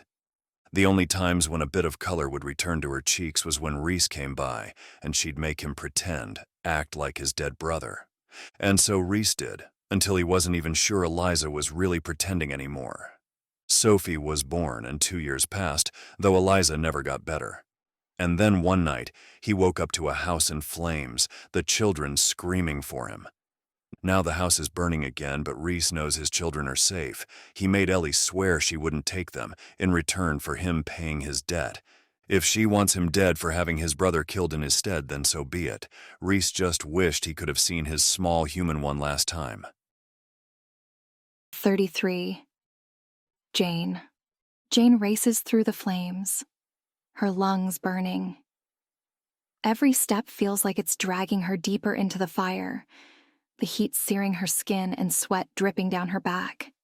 The house is crumbling around her, beams collapsing, walls falling away. But she keeps going. Marcus's words echo in her mind. She pushes through the thick smoke, her vision blurry, her throat raw from the fumes. She has to get to him. She has to save him. The stairs ahead are in ruins, wood and debris blocking the path, flames licking at the edges of what's left. Rees. Her voice cracks, barely audible over the roaring fire. She coughs, her body trembling from the effort. Is that what her wish amounted to? To Eliza finding closure through the flames? Through killing Rees? Through the inferno?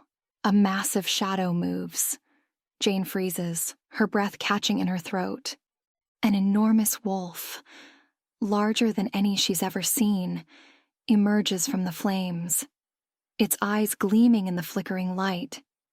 It stops in front of her, its gaze fixed on her with an intensity that makes her heart stutter. There's something familiar about it, something she can't quite place, but it doesn't matter. She has no other choice. Jane doesn't hesitate. She scrambles onto the wolf's back, clinging to its fur as it leaps forward, effortlessly clearing the debris blocking the staircase. Her grip tightens as the wolf bounds up the crumbling stairs, each jump sending her heart racing. They reach the top in what feels like mere seconds, the tower looming ahead. And then she finds Rees. He is lying unconscious on the ground, his body limp, his skin pale against the flickering light of the fire. But he isn't alone. Standing beside him, its figure glowing in the eerie light, is Eliza's ghost. Its eyes are locked on Rees, its face twisted with sorrow and longing. Jane's blood runs cold. "Eliza, stop!" Jane screams, her voice hoarse and frantic. "That's not Cliff. He's gone. He's dead." The ghost looks up and Jane's heart clenches. This woman, this tortured soul, has been trapped here for years, unable to move on, unable to let go, because she didn't think that she could. "Eliza," Jane pleads, stepping forward. "Your mate is gone. You can join him now. You can rest." The ghost's form wavers, her face crumpling as she turns to the wolf, the giant creature stepping forward from the shadows. The wolf's eyes meet Eliza's, and something passes between them. A silent understanding. Tears stream down Eliza's face as she reaches out, wrapping her arms around the wolf's neck, clinging to it as if her very existence depended on it. And then, just like that, they're gone.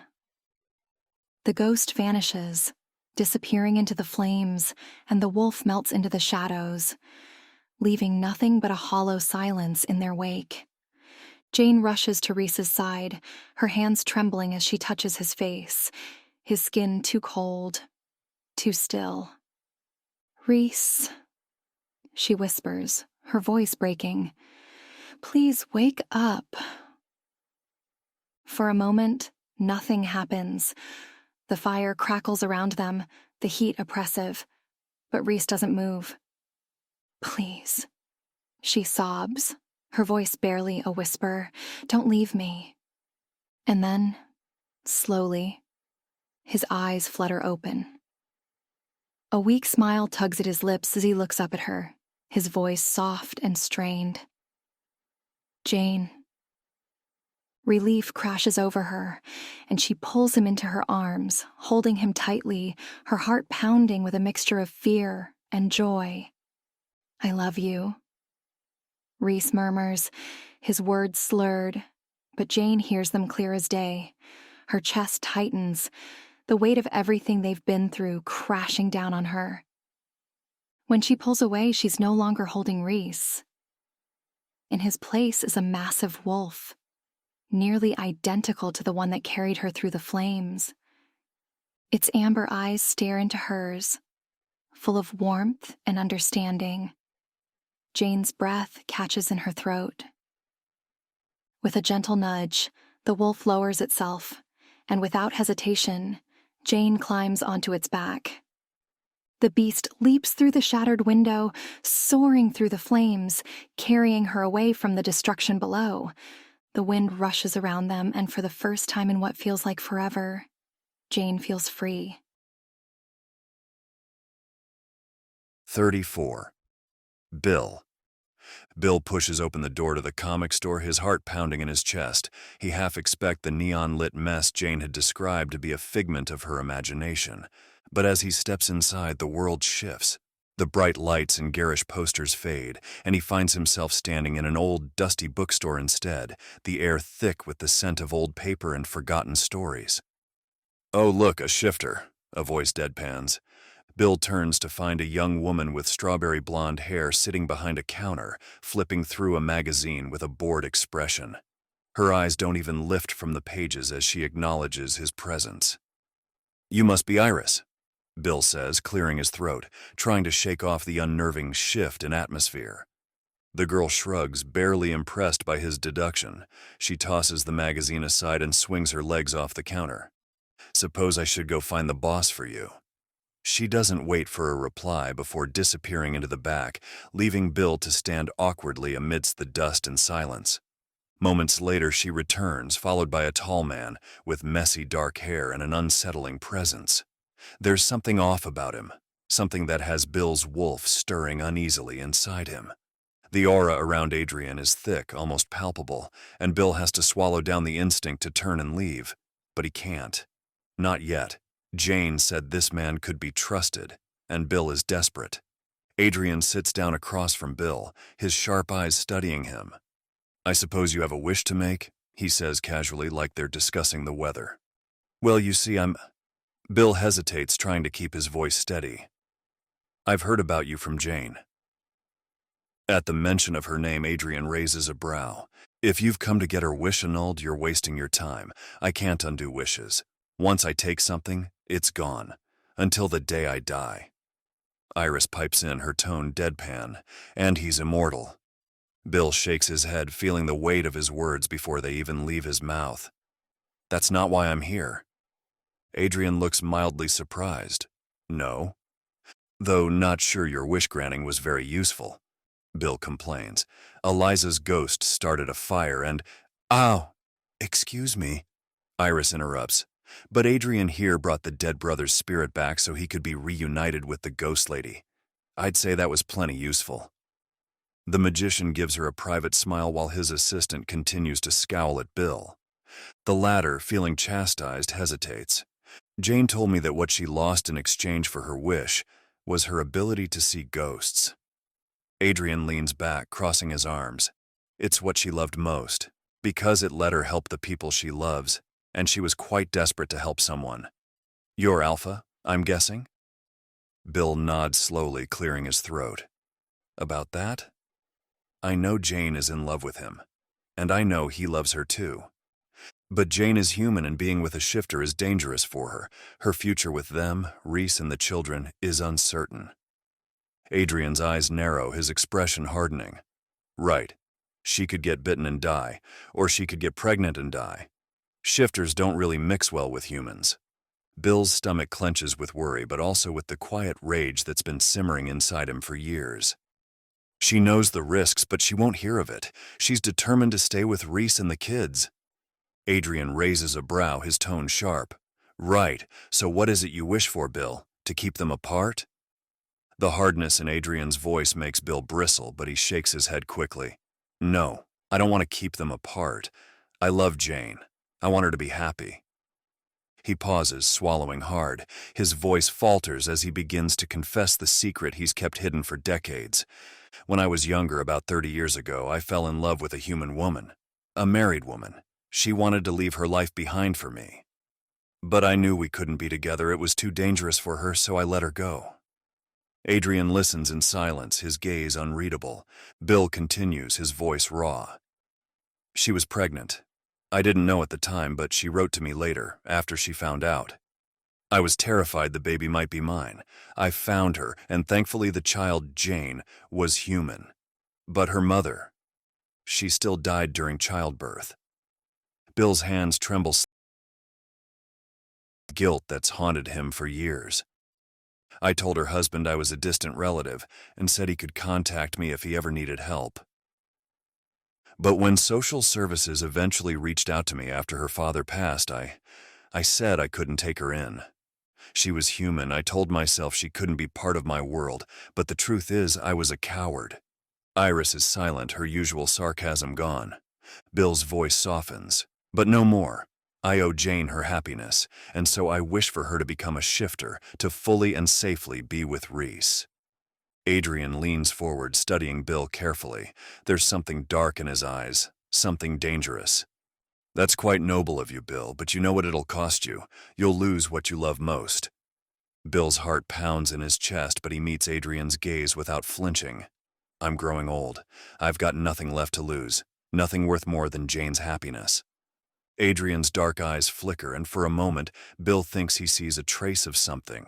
Respect, maybe, in the magician's expression. Very well, he says, his voice low and quiet. Epilogue. Jane stands at the edge of the field, watching from a distance as Rees and the children come to stand before the grave. The wide, flowery plains stretch endlessly around them, bathed in the soft, golden light of dusk. There is no ghost lingering in the peaceful landscape, no shadow or chill to disrupt the moment. Only the soft summer breeze whispers through the grass, rippling the sea of vibrant wildflowers like a gentle sigh. Everything feels alive, vivid and full of hope, as if the world itself is breathing in the promise of new beginnings. Jane smiles, her heart full. Kids? Rees's voice carries through the field, deep and filled with emotion. He hugs the children close, his silhouette strong against the warm glow of the setting sun. This was your father, Cliff Hawthorne. He was a good man, and my brother. Jane can hear him clearly, her new heightened senses catching every word. Her hearing isn't the only thing that's changed. She has become one of them, a shifter, with all the strength and instincts that come with it. But more importantly, she has gained a family. She hears Sophie's small voice next, her question filled with innocent curiosity. Was Cliff my mom's mate? Rees's reply is heavy with emotion. Yes. She loved him very much. She loved you both, too. And your dad loved you more than anything. Marcus is quiet for a moment, his eyes thoughtful as he stares at the grave. The light catches in his golden hair, and eventually, he nods. You're our dad, he says softly, turning to take Rees's hand. Jane's smile widens, her chest warm with love and peace. As the sun begins to dip below the horizon, casting long, golden rays across the field, Rees and the children turn and start to walk back toward her. Thank you for watching. You'll find links to more stories on your screen.